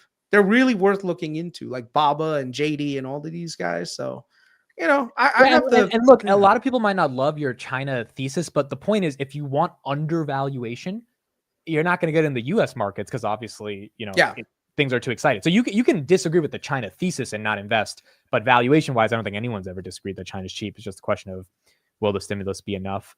Returns since the election: Coinbase 40%, Tesla 28%, Bitcoin 15%, banks 8.9%, small cap 6%, S&P 3%, US dollar 1.5%. Kris, the 10-year futures are down, which is good. I know why they're down.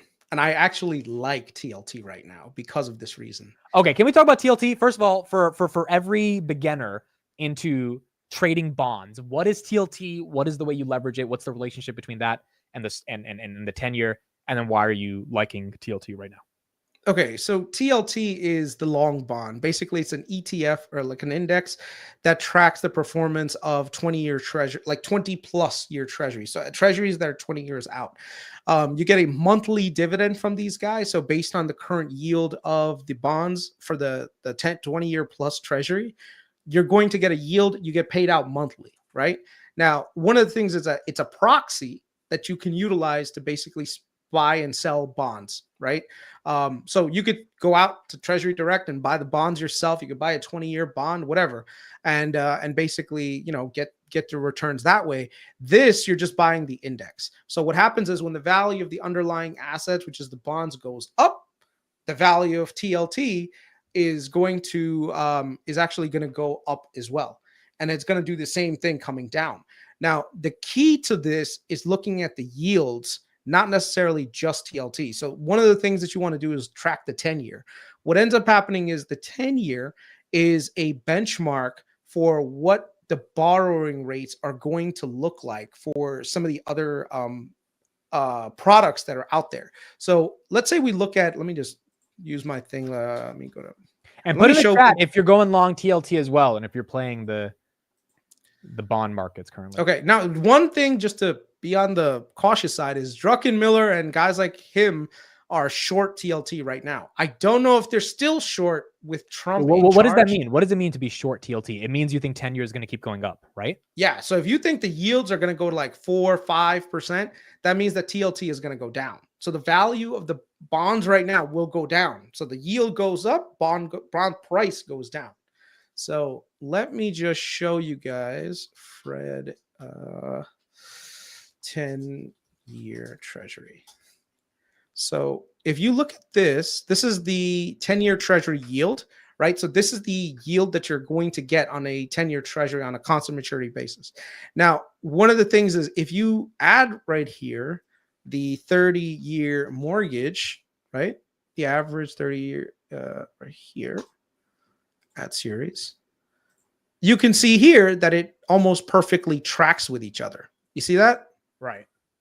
So there's a spread between the two. So what ends up happening is there's a cost of there's a cost of the US Treasury, which is a AAA rated bond, right? So what ends up happening is if you have like, let's say if you can get 4.4% from the government, that means that the banks will basically like give out loans that are going to be at a certain percentage above that.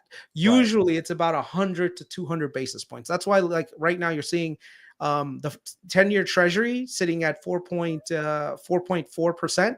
And you're seeing that the average mortgages that are offered right now are about 6.79, maybe even like between 6.79 and 7%, depending on your credit rating, right? But you can see that basically they track each other. So if the value of the 10-year goes down, then the mortgages will go down also. Now, what I mean by mortgages is not if you have a mortgage already and it's a fixed rate. What I mean is if you have like, if you go out there to look for a mortgage, the mortgage that you're going to pay is going to be based on what currently the TLT is, not just TLT, sorry, what the 10-year treasury is doing. So if the 10-year treasury is going down right now, a couple of reasons. Number one, I think Trump is likely to put a lot of pressure on the Fed to basically keep cutting rates, and eventually that is going to move into the 10-year treasury. One of the theses that I have is that this right here, inflation around the world, trading economics. Okay. So right here, you can see on the G20, right? This is the inflation rate for all the countries in the G7. Let me see if I can just get the year-over-year chart. I don't want to see this G20. Let's do this. Okay, right here. So look at the inflation rate around the world. China, their inflation rate is 0.3% right now. Okay, so China's bonds right now, if you go and buy China's bonds, they're at like 1 or 2%. They're very, very cheap. Switzerland is 0.6. Italy is 0.9. France, 1.2. South Korea, 1.3. Canada, 1.6. United Kingdom, 1.7. And real quick, before we continue, Right. Buying bonds when the inflation rate is that low isn't attractive in these countries, correct? Because you're not getting a big yield. Right. So if you go to like German bonds right now, they're probably yielding a lot less. So you're going to be chasing yield. So where can you get that yield from? You can get it in the US markets. Number one, you're getting a very strong economy with a reserve currency that is not going to go anywhere, right? So if you are saving money in your country, or at least you're like a big pension fund in, let's say, India, you're going to take that money and you're going to buy treasuries in the US, which is going to lower your what is that thing called? It's going to help lower the US's inflation rate. right? Not inflation rate, sorry, treasury rate, because all these foreign buyers are going to be jumping in because there's nowhere else they can get a fixed, like a good yield in a safe currency. So that's my thesis. So as the world goes into deflation, I think eventually that deflation is going to get exported to us, whether that be through goods and services from those countries becoming cheaper, right? Or whether or not, or the money that's going back to those countries is coming back to us in the form of treasury buys. So one of the relationships that we've had with the Chinese is that the Chinese manufacture stuff for us. We send them dollars. They take those dollars and buy US treasuries with them. In which case now the cost to borrow for us goes down further, which then we use that money to buy more shit from China, right? And then China goes in and buys again more US dollars and it lowers down everything. So you see how like that, it's like the hand washes the hand kind of thing. This is why the US will never fail. Always we'll find a way. Yeah. So this is one of the things. Our cost of capital is cheap, so this is where I think the rest of the world is starting to kind of slow down. And so people in those countries are going to say, well, I could put my money in Germany and get like a 3% yield in Germany, or I can go to the US and they're giving me 4.25 or 4, or 4. Why don't I just park my money there? And the Japanese have been doing this for like ever, If you go to Japan, like you were getting like barely not even 1%. Like there are times where you're not even going to believe this, but there were times where they were negative yielding debt. Well, yeah, because they needed to get people to take money out of the banks and do something. It was nuts, man. So it's crazy to see that kind of stuff. So rest of the world's deflation is eventually going to make its way into US markets. And I think that is something to consider. So the thesis is for next year is that we get below 2% target that the Fed is calling for, in which case we're going to get probably right now, the prediction is 4 cuts next year. Yeah. We might get even more, especially if things slow down. If we get below 2%, don't you think the markets are going to fucking like go up? Not necessarily. Why? Not necessarily. When things are coming down, you're also going to see something called a reverse wealth effect come into markets too. So like right now, the US has been bolstered by capital appreciation on, let's say, housing, right? One of the reasons why China is suffering right now is that the Chinese economy is heavily reliant on its real estate sector. And what ended up happening was all of these people that bought these this real estate, it started to come down in value. So people feel poor. They're like, oh my God, my $500,000 for 500 yuan house is only worth 400. I'm not as rich as I thought I was. So let me cut back on spending, right? If they cut back on spending, that means that now the economy is not moving as much anymore because goods and services are not in as high demand, right? So that could have very well happened to us here in the US, where what ends up happening is if the price of homes stop appreciating so much, right? People might say, well, you know what? Zillow is telling me my house that I thought was 500,000 is only worth 480. I better cut back on some spending, So it's almost like this mentality. If you think things are going to be good and you're optimistic about your job prospects, everything, you're going to go out there and spend. If you start to see unemployment start to climb and you're more worried that you're going to lose your job next year, you're not exactly going to go out there and spend a crap ton of money. You're going to kind of slow it down a little bit. So right. It's like the balancing act. And the key is how Trump is going to deal with all of these things. Let's say unemployment starts to rise. How will Trump react to that? Is he going to put pressure tell Powell to cut these rates, or he's going to fire him? Yeah. I mean, I really think that might be his, maybe it's different this time around, but okay. So I have a question for you here. If you're a fund manager and you need to have your end of year meeting with your clients and they're going to decide if they fire you or not, is there a world where you're going to buy equities right now to say you participated in the run up if you've been missing out for the past year? Or do you kind of just be stubborn and say, no, we think the market's overvalued, we're not going to buy it? So if my goal is to basically just have clients in the short term, then I'll definitely throw up some sprinkles in the air and be like, yeah, maybe we should look into this and that and the other thing.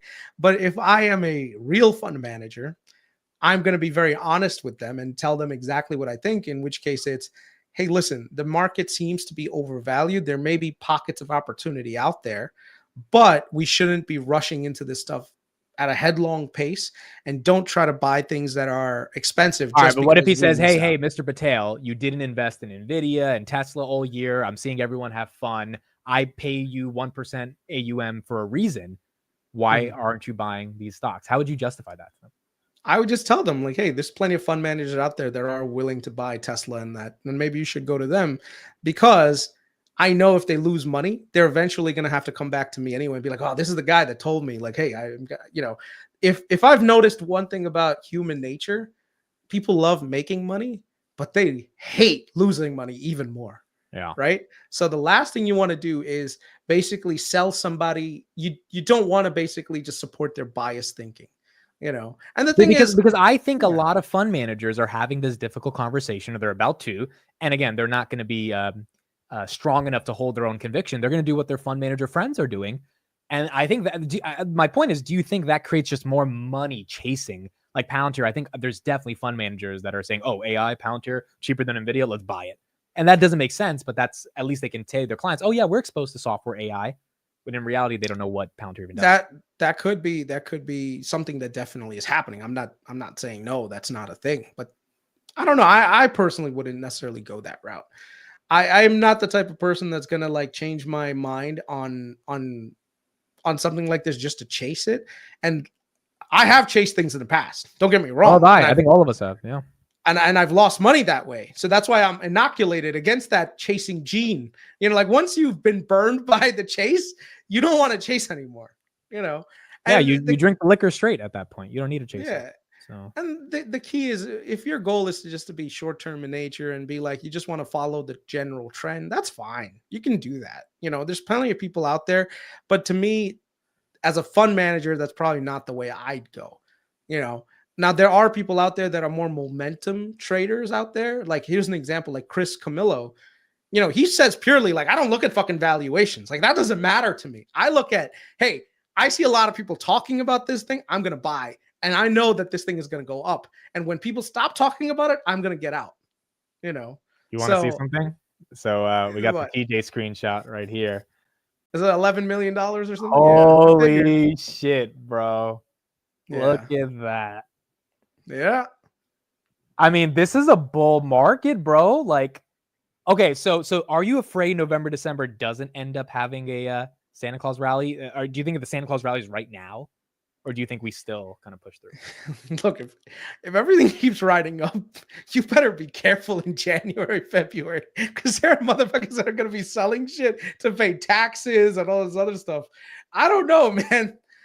It's hard. It's hard. Like this is the time where did you see that same interview with Druckenmiller where he said that he missed the top of the tech market, the tech bull market by like an hour. Yeah. Did you see that? Yeah. So for anyone here, I'll tell you guys the story. So Stanley Druckenmiller, he's investing in the tech bubble. He's like, I know this is a bubble, but I'm going to get out before all the rest of these people get out. So he hired all these like younger guys who are more ingratiated with tech. And they were like trading at the same time as Druckenmiller. And Druckenmiller had got out of all his tech positions. But these other guys, they were still buying tech and they were making like 4 or 5% per day. And he got all pissed off. He's like, yeah, and he was like, what the hell? I'm missing out. So this dude said, you know what? I'm getting back in. So he put in like $5-6 billion back into all these tech companies. And then all of a sudden, like I think the next day, the market started collapsing. And before he got out, he was down like 17-18% that year. So let's talk about this, because obviously even with like Palantir, we're seeing a lot of fund managers kind of just chase it because they think they need to have it. I think Palantir comes down now not independently, meaning unless they have some horrible quarter going into Q4, which I think they're going to crush Q4, at least to their expectations, they're going to be fine. I think the market needs to come down for Palantir to come down. So what is that catalyst you think could happen to screw the markets over the next couple of months? I don't Or at know, least get us- something crazy. It's something that crazy that Trump does. If Trump does something crazy and the market's like, whoa, wait a second, like this is kind of crazy, then man, maybe we could see something like that happen. I don't know. I don't see any triggers right now. If you saw the last interview that Middle who East did it? maybe, but it looks like I- with Trump, maybe that gets resolved a could little be a bit. war. Maybe. There's got to be there. Usually it's a catalyst, right? So there's one thing that causes the general market tonight wake up and be like, holy shit, what the hell is going on? So like in 2022, 2022 was the SPAC implosion. When all these SPACs started to kind of implode, everyone just like, oh my God, this is happening. There's one theory that I have, and I'll share it with you. And I saw this on who was it? Who brought this up? Real quick. Let me just do two super Yeah. chats before that. AAA Gaming, thank you for the super chat. Just want to thank Amit and his community, consistent updates and enjoyable content to update watch list, trim Palantir positions tonight for the first time, and wanted to acknowledge you all. Thank you for the $10 super chat, and congratulations on the profits on your Palantir position. Again, I do think retail is trimming some of their position because these prices are getting up there. So congratulations on being in it, and thank you for being part of the community. Olney, thank you for becoming a channel member, and Sarah, thank you for becoming a channel member as well. Yeah. Okay, so what's the thing that causes this pullback? Okay, it may not necessarily even 100% be the truth, but you know, this is like I said, this is a thesis, and I've been seeing this happen a lot, where a lot of people have been talking about the index fund bubble. Have you seen that before? Have Yeah, you this is the heard of it? passive index flows are just constantly buying some of these stocks, right? Right. So when you look at Palantir, right, Palantir is a good example of all of these retail investors. They got in, they bought, and then all these index funds, because the market cap went up and Palantir got included in the S&P 500, they started to like have to buy this company to include them in their portfolios, right? And then all of these other indexes, which are quote unquote passive, had to buy them. Now Palantir is a $130 billion market cap company. So the market cap is growing, which means that now all these other investors, like passive investors, are getting in also, right? So what you're seeing is this skew towards one direction. And what tends to happen is when things go the other way, they could correct heavily to the downside as well. So we saw this with Meta. Remember when Meta went up? I mean, when Meta went down, it was like $80. Like there's no way in hell Meta should have been at $80, but it did get to $80. Right now, you're starting to see the same thing with Tesla. A lot of people are getting into Tesla, and what's happening is the stock is going up, and then all these other people are chasing it, and then the chase becomes like this ever fulfilling cycle of the price moving higher and higher, and valuations and economic performance doesn't matter anymore, right? So right now, everyone looks at Elon Musk's participation in Tesla as a bullish signal, which means that all these people are like, yeah, it doesn't matter if Tesla's slowing down its total revenue growth. We care about the momentum. And so a lot of people are buying into Tesla. Look at Tesla's rising, which means tomorrow all these other index funds are probably going to buy up some Tesla, you know? So how does that collapse? What causes that to like pop, I guess? When you have like a general market sell-off, everything is vulnerable. But the hardest vulnerable ones are the largest market caps, because what happens is, think of it as like a moving train, right? When the train is accelerating, there's a lot of momentum behind it that's going to keep it pushing it forward. But then when things are kind of going to slow down, you're going to have like this hard stop. And it's going to be much harder to slow down the downward move on that train also when the brakes are hit, right? It's going to screech. It's going to go down about like, I don't know, like a quarter of a mile. So that's the way I see these big companies, where you're going to see a big upward move, but then you also might see in relation like a big downward move as well, you know? Right. And the thing is, if the general market corrects 5%, 10%, Tesla might correct 20, 30%, you know? And you know, there is a statistic that has held true for, I think, the past 80, 50 years, whatever, that there's a 10% correction at least once every year in the market. We had our 10% correction on August 5th. It was like exactly 10%. It lasted for a couple hours, but I would imagine in 2025, something would happen where you see it. It's just if we're correcting from Tesla at 400 down 10%, that's different than, you know, Tesla at 300 going back to 200. Yeah.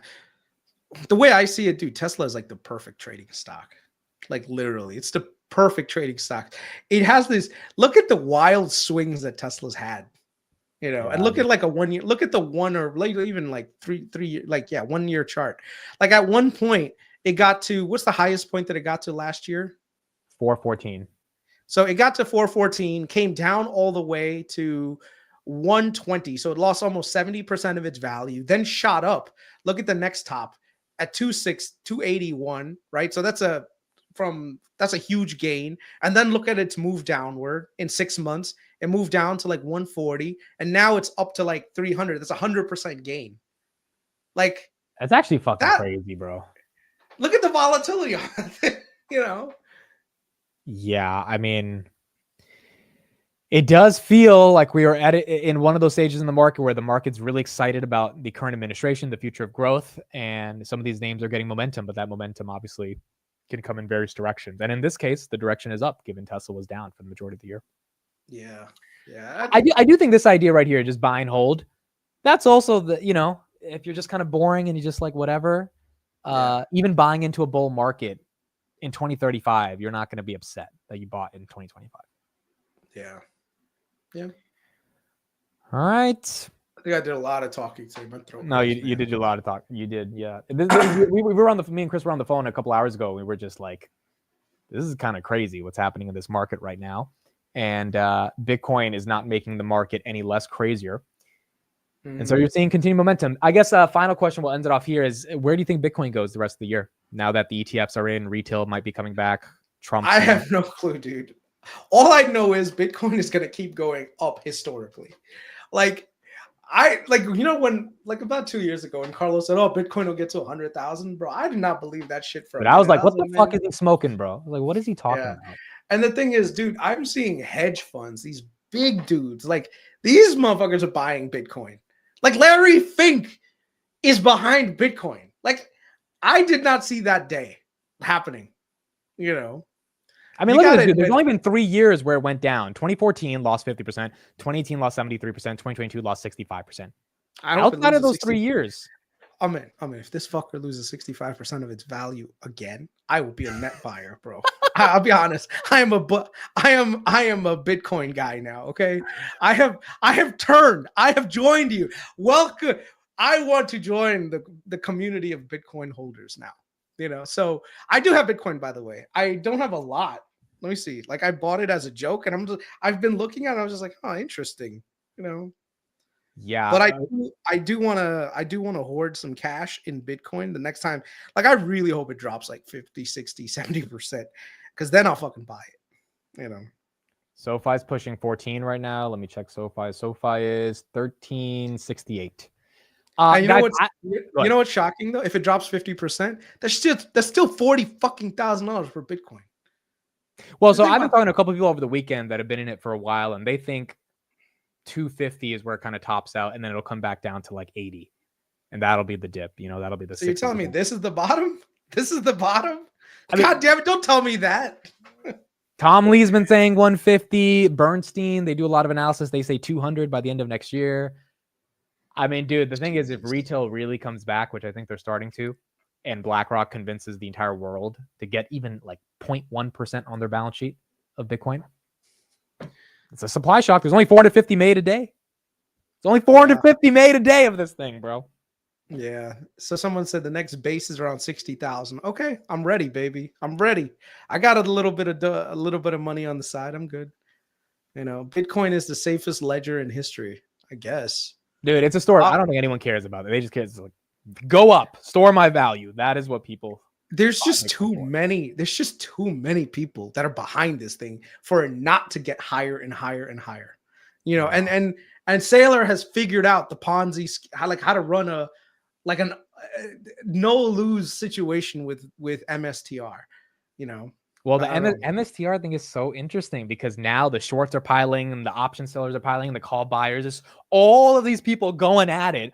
And all it does is make everything more juicier in the MSTR ecosystem.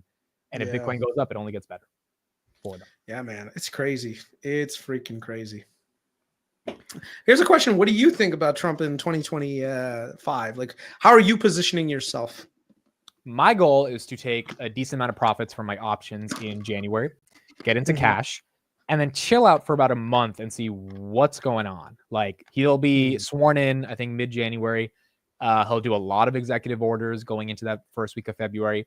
I want to see, does like the Russia-Ukraine, he said it'll get solved before he's in office. Does he actually get a peace treaty? There was this news report that was confirmed over the weekend. Elon was on the phone call between him and Zelensky this weekend. Yeah. Is there a deal that's brokered? Are the tariffs actually in place? Also, what is his mandate? He has the House, he has the Senate. What policy do they get passed? You get one thing. He has 2 years of political capital to spend on really one major policy. Is it immigration? Is it tax cuts again? Even though I think extending the tax cuts won't take a ton of political capital. What does he do? And so I'm looking from that perspective. Then I'm looking at the hyperscalers. I'm looking at, can Amazon keep up AWS compounding at 20%? Can Google, continue to stay away from the DOJ lawsuits with maybe in Trump in office? That helps. It will NVIDIA continue to put up $30 to $40 billion of revenue? Like, I think we need a quarter of seeing if this stuff plays out. And then it's more easier to allocate capital without being too afraid. So I guess that's my plan going into 2025. Yeah, man. I mean, there's a lot of tailwinds, but there's some headwinds that are coming also. I think the biggest thing is government spending. If Trump is serious about government spending and government spending gets cut, that could reverberate into the economy a little bit because, the government, especially the federal government, is the number one buyer and seller of goods and services in the country, whether that be directly or indirectly. So what ends up happening is money goes from the taxes to the government, but then the government ends up spending money, and eventually that makes its way through the rest of the economy. So if the federal government kind of like contracts their spending, that means that growth may actually slow down in the US, right? Unless there's other people that are stepping in to basically invest and get that growth to go higher and higher. So we have to contract spending because of our debt. Like we have to do that. Right. But if we're not spending, your argument is GDP goes down. Exactly. And the other thing is also, if federal interest rate, if the Fed starts to cut interest rates, there's a lot of people that are making money on just sitting on TLT, right? Wow. Sitting on treasuries. What happens to those people not getting a yield? If they don't get a yield from sitting in the federal, sitting in the banks or sitting in the treasuries, they're going to be chasing that yield. So they're going to be looking into the equity markets to basically get that money, right? That's why we always say there's $6 trillion sitting on the sidelines, all that. Remember that statistics? Well, the reason why they're sitting on the sidelines is because they're getting paid. Yep. They're getting paid. That's also why Buffett loves this cash too, right? Right. So the question is, if the Federal Reserve keeps lowering interest rates, these people might say, yeah, listen, maybe I don't need to lend my money. Well, I don't want to sit on a 1% or 2%, increase in the federal funds rate. Like, I don't want to sit on 2% a year. So they're going to go into the markets and buy equities. So maybe that's another thing that could keep the thing up. It's all going to be like this giant balancing act that I don't know. Maybe Trump will be able to navigate it. I personally would hope for, just between me and you, like a 10-20% market correction. And I'm going to find the names that I love and I'm going to buy the shit out of them. And because I know Trump is probably going to be super pro growth. And the minute that he whiffs out that there's a 10% correction, he's going to do what needs to be done to get that shit back up and running again. That's the good thing about Trump, bro. Biden and Tim Walz and Harris, they don't give a shit that the market's down. But Trump's like, no. We got to get that sucker back up.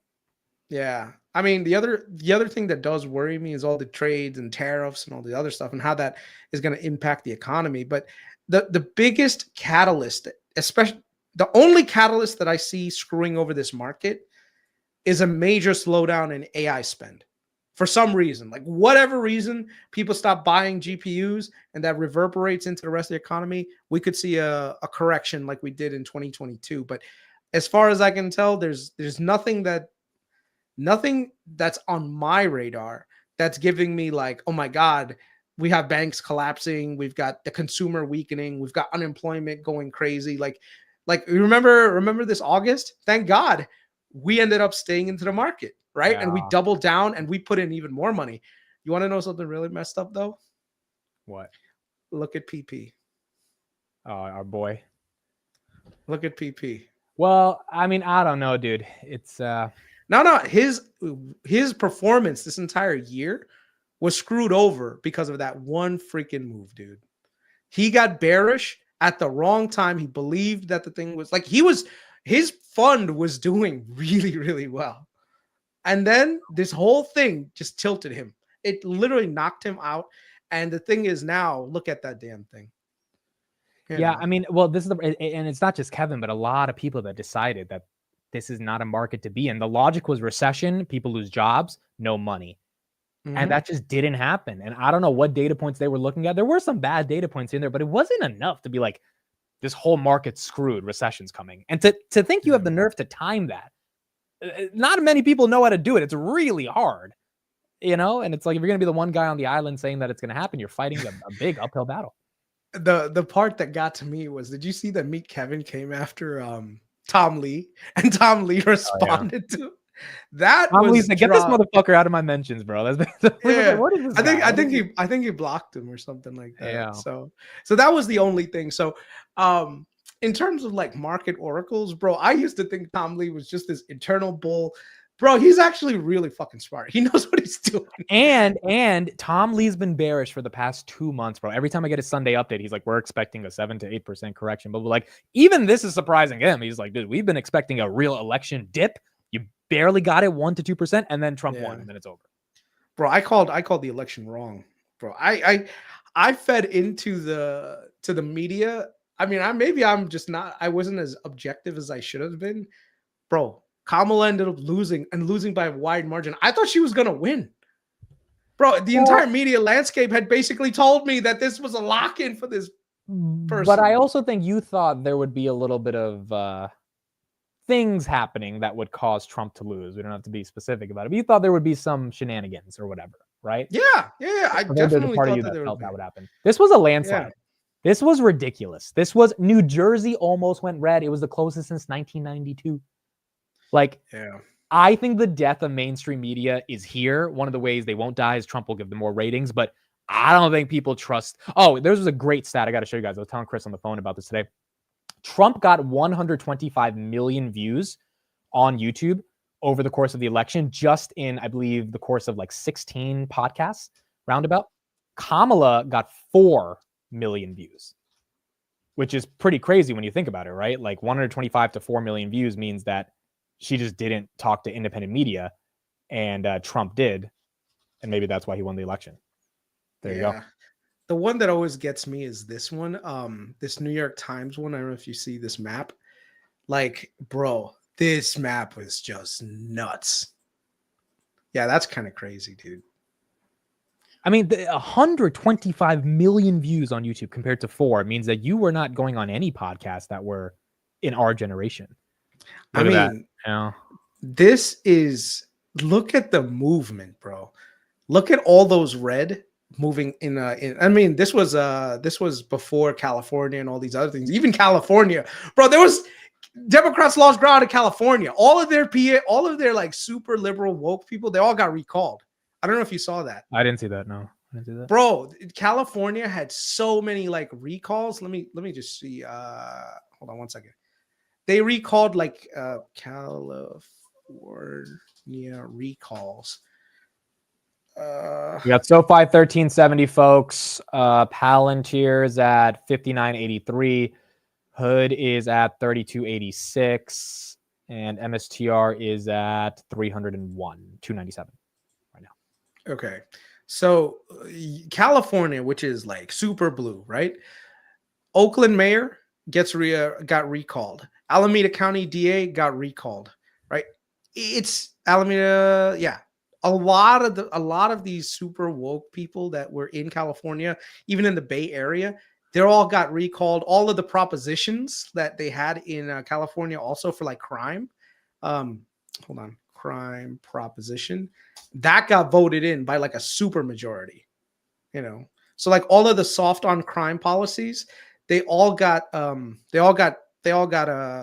is that thing called? So 70% voted on yes to Proposition 36, which is a measure that will increase penalties on property crimes, illicit drug use, and retail theft. So even freaking California, like the most liberal state in the country, maybe New York can give it a little bit run for its money, but they're freaking turning around and saying, hey, wait a second, maybe this woke shit has gone too far. Yeah. You know, so this is a backlash against a lot of woke stuff that I believe it or not. The reason why I thought Kamala was going to win was because of abortion. Any of my friends that I spoke to, they were all voting for Kamala because of the abortion thing. But now I realize my key mistake. You know what that was? I have a lot of liberal friends. That's it. You know, maybe I need some more Trumpian friends. Yeah. And I mean, look, abortion was pitched as like the biggest issue in the country. And I was watching something today where like Trump got a lot of Hispanic people. And when you asked them why, they were like the economy. That's it. That's what people cared about the most. And abortion is a state by state issue. So if you're in a liberal state that has some lax abortion laws, you're not going to vote on abortion, especially if you don't believe Trump's going to do a national ban, which, I don't think people really believe that. So the economy. Did you see this thing? This is the thing that was actually kind of pissing me off a little bit, where one of the contributors was trying to explain like why Hispanics like were voting. Hold on one second. Let me see if I can find it. This thing was just so bad. Such a bad take. What was really funny to me is when I was scrolling on Facebook the day after the election, I was seeing high school friends and teachers, and they were like, delete me if you voted for Trump, yada yada. It was just interesting to see how emotional people were without recognizing why people actually voted for Trump. Yeah. So this thing right here, did you see this meltdown? Hold on. Finally, we talk a lot about these different demographics and these assumptions of where they're going to go. Latinos in Texas, a district that's 97% Latino, went 75 percentage points for Donald Trump. Why? Misogyny. It's on the border. It's the border misogyny. crisis is on their doorstep. So and they were begging people to care about it for years. We need to take some lessons. That's what that was. The lessons are not. But dude, like, if you think sexism is why Hispanic people were like, no, we're not voting for Trump, you're in a different world. Yeah. Different world. Bro, you could have put Tulsi Gabbard up there. Everyone would have voted for her. It's not about sex. Like, what? These people just don't get it, dude. I could care less if you have a freaking dick or a vagina. As long if you have good policies, I'll vote for you. Okay? Yeah. I'll vote for you.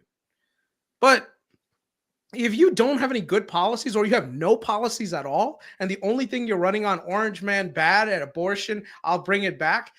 That's not enough. You know? Yeah, and look, it's not that racism and sexism didn't play any role against Kamala's campaign. I think everyone can acknowledge it had a role. The thing is, 4 million people did not or 74 million people, 4 million more than what Kamala got, did not use that as the basis for their decisions. It had to do with economy, inflation, the border. There were so many more things here, and the fact that the corporate media can't recognize that, I think that's going to be a problem going into 2028. I think that this comment is probably the best. Where was it? The one where people live on the border and threatened by cartels. They want safety. Dude, 100%. That is 100%. You know. Yeah. So I agree. It is what it is, man. But yeah, been at this for 2 hours. Shit, yeah. Thank you all for being here. This was a fun Sunday Future show. Definitely wanted Kris here to break down some of the thoughts he was thinking about today. I have chapters in the notes in the description. So you guys, if you came in towards the end, you can rewind it and check out all those chapters. Ultimately, looks like markets are going to be potentially doing very well tomorrow with Bitcoin leading the way. 81,500. This is a new all-time high. 82,000 overnight. Maybe it happens. We'll see. But the broader crypto proxies are getting a lot of love from that. But it's not just crypto proxies. Small caps are going up. Tesla's going up. Palantir is going up. Nvidia's getting momentum. So the melt up might continue. Let the good times roll, bro. Santa Claus came early this year, man. Santa Claus might have come early this year. What are you doing for Christmas this year? Are you doing anything? I am hoping that nothing happens to the fucking market so we get to January 1st, and then I'm going on Robinhood and I'm pressing sell. I am literally just counting down until January 1st. Jesus Christ, man. Bro, this is your Jordan year. You know, we spoke about this. It's mine too. But I'm not selling anything, bro. I'm hoping for a correction in 25. And because I have some investments, man, I want to double down on. I want to triple down on them because I know I'm super confident in them. I've already made some good money. I'm trying to get to I'm trying to get to Adam Bergman status. You know Bergman, how he's doing. No, I talked to Bergman over the weekend. Bergman's doing very well. Bergman's doing very well. Yeah. Bro, I need to get on his level. You have to do some DD on Walgreens. This guy Matt in the chat is obsessed with this damn stock. So please, can you? Okay, Matt, I'll give you the gist of it. Okay, very quickly. Not gonna buy. Walgreens is probably gonna go out of business. Okay. There you go. All Yeah. right. I mean, Yeah. Rite Aid's already out of business already, right? The business model is broken. Okay. The challenge with the whole business model is that number one, you've got Amazon. Okay, so if you go to a pharmacy, you're going to make some money on the pharmacy aspect, but the retail inside is where you make majority of your cash. A lot of people don't buy stuff at the pharmacies anymore. You know, there's just so much retail out there. They go to Target, they get the big name boxes. They've got freaking Amazon. Amazon is like everything right now. People just order, boom, it comes to your home. So there's just not a lot of appeal for Walgreens in their business model. So it's a really difficult market to be in. You've also got retail theft in certain parts of the country. And so the operating costs on some of these things is really high. I mean, I'm not saying, you know what, I take it back. I don't know if Walgreens are going out of business. Maybe they come up with some kind of digital transformation thing that helps them survive. But in terms of like a broken business model, I'm sorry, the business model is broken. Walgreens is not TFC when it got to 11-year lows after the Silicon Valley Bank crisis, where there was real value, but the stock was broken. Walgreens, you're saying the stock in the company could just be broken for a while. The business model is broken. Yeah. The business model is broken. That's the problem. Like, there are some times where you just have to, like, okay, here's an example. Do you think there's ever going to be a turnaround in typewriter stocks? No. even if you got a typewriter stock for 1 PE, would you buy it? Probably Fuck no. Probably not. Hell no. Like, it's just something you don't do, man. So I think of Walgreens as like typewriters, man. People don't use typewriters. Pharmacies are not going to be there anymore, man.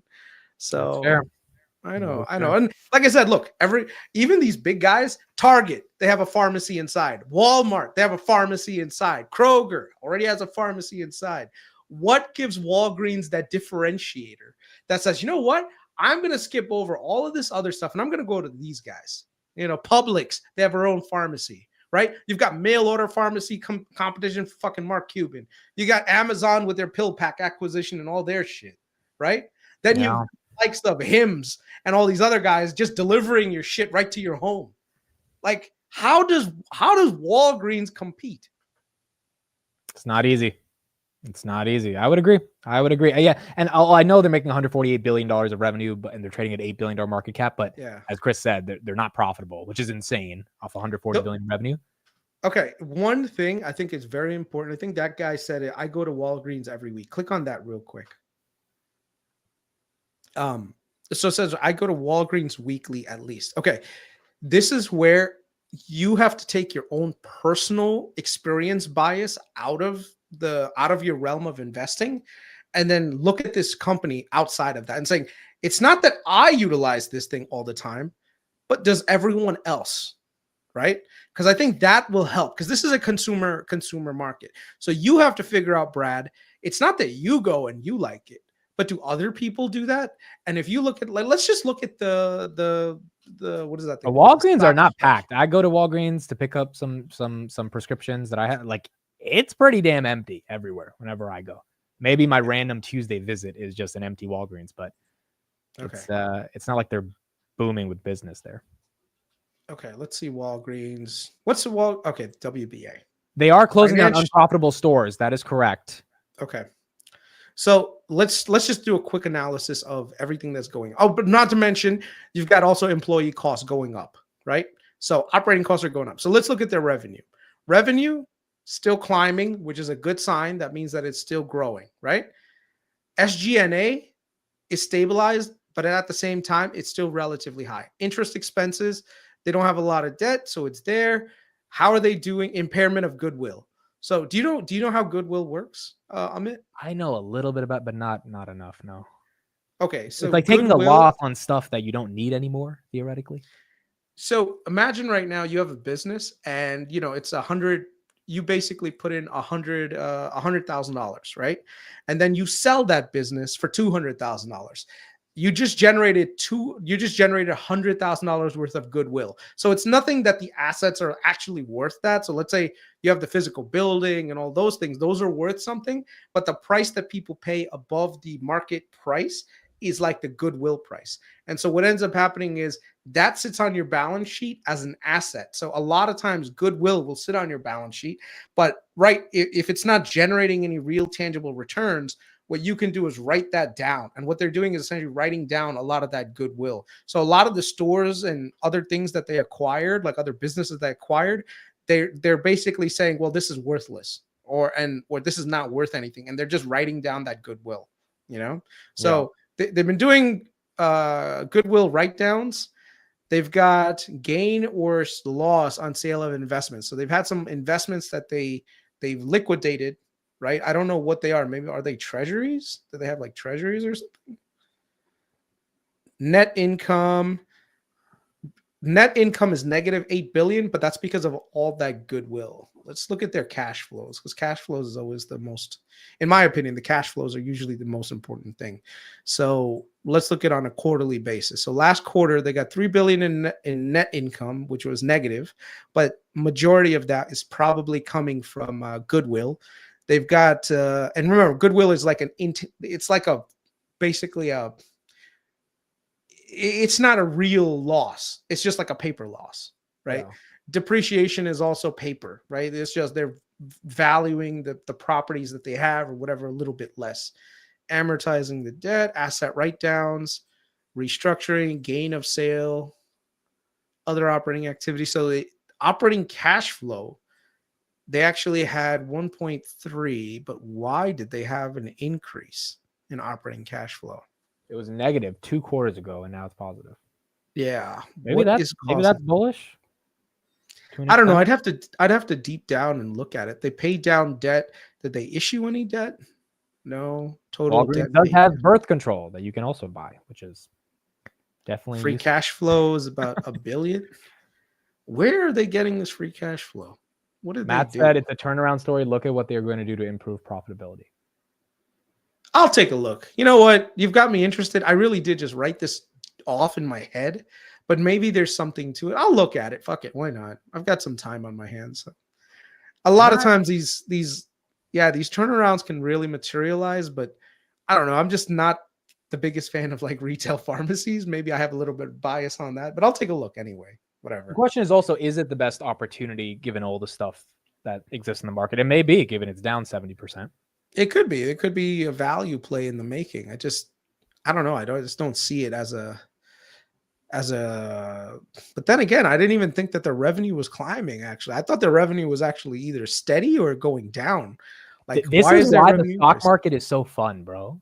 Because one guy says something, another guy says something else, and then you have a discussion, and then it opens up possibilities. And there could be an argument here that there's some money to be made. Like, why is their revenue climbing? Like, what is the reason why the revenue is climbing? And relative, like, to the other guys, I honestly thought the revenue was like either staying still and like leveling off, and their operating expenses were climbing. That's why like this thing went down a lot. But let me see. Their net income, but the net income is diluted significantly. I mean, it's like. This is like a false representation of net income being down $8 billion. They didn't lose $8 billion.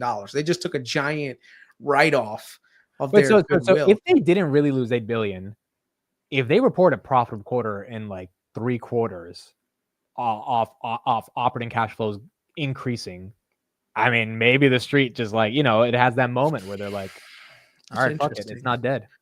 Even right here, their merger and restructuring charges, they took this. I mean, this is not forever. They're like, this is not a forever expense, like mergers. And what the hell did they write down?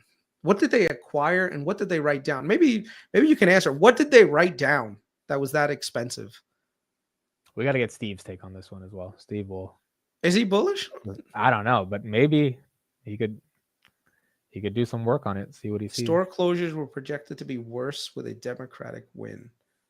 Okay. Yeah, the new California policy should help them. Maybe. But I also want to know, what's their margin on the pharmacy? Do pharmacies have good margins? I don't know. Like, isn't your wife a pharmacist? Shouldn't you know this? She works in a hospital. She works in a clinical setting. Oh. So, yeah. I want everyone in chat. Yo, if Walgreens like 3X's, Matt will never let us live it down in the chat. He'll be here every day. We'll be talking about Palantir at 150. says- Like, yeah, but Walgreens. What about that? So the closures. But see, Robo Invest, this is what I don't get. If you're closing stores, how is your revenue growing up? Right? That's the real question that you should be asking. Is like, does that mean that the existing locations are becoming more profitable? They don't own their own PBM. Yeah, that's another thing. Walgreens, I don't think owns their own PBM. CVS owns their own PBM. So PBMs are pharmacy benefit managers. Do you know how those work? No. Imagine right now you're an insurance company, right? You insure 1,000 members. And the thing is, like, this company out there is called a PBM. They go out there and they say, look, we will give you a list of all these drugs that your members are qualified for, that will require them. And we will get you preferential deals. We will work with the manufacturers to get you those deals, but you have to basically use these formulas, and the discounts that we will get you is how we will make money. Right. So if we get you, like, if a pill costs $10 and we get you $7 off, right? How that would be good for you, right? As an insurance company, if you go to the manufacturer and it costs $10 and we're able to negotiate a discount of only $3, that would be good, right? So you get a 70% off, and then we get a kickback. Like, oh, look, we gave you a 7% discount. But then these PBMs, these evil motherfuckers, okay? PBMs are like, the intention originally was really, really fucking good, that they would help lower the cost of medications and shit. But these motherfuckers have become evil as fuck. Okay. You know what they do now? They go to the manufacturer and they say, listen, if you charge $20 for your pill and then give a discount of $10, I will tell my members, like, hey, listen, I got a discount of 50% for you. So now your insurance company's happy, like, oh, look, this pill costs $20. And I got a 50% discount from my member. I'm happy, right? But it was these motherfucking PBMs that encouraged these the drug manufacturers to increase the prices in the first place, because they're getting kickbacks from this shit, right? So next year, the PBM says to the manufacturer, hey, listen, we got away with this $20 shit. Why don't you increase the price of this pill to $50? Okay? And you know what's really messed up? And I think this was actually explained on Joe Rogan. Let me see if I can find that clip. Yeah, Chris, we're getting late. We gotta end the show. It's kind of okay. Yeah. All right, next time. We'll go deeper into Walgreens, and we'll try to see if there's anything serious there that we can talk about. Yeah. All right. Thank you, everybody. We'll be live. Market open tomorrow. We got a lot to analyze this week. Thank you, everybody, for being here. I'll see you guys tomorrow. Later, dude. Take care. All right, everyone. Have a good one.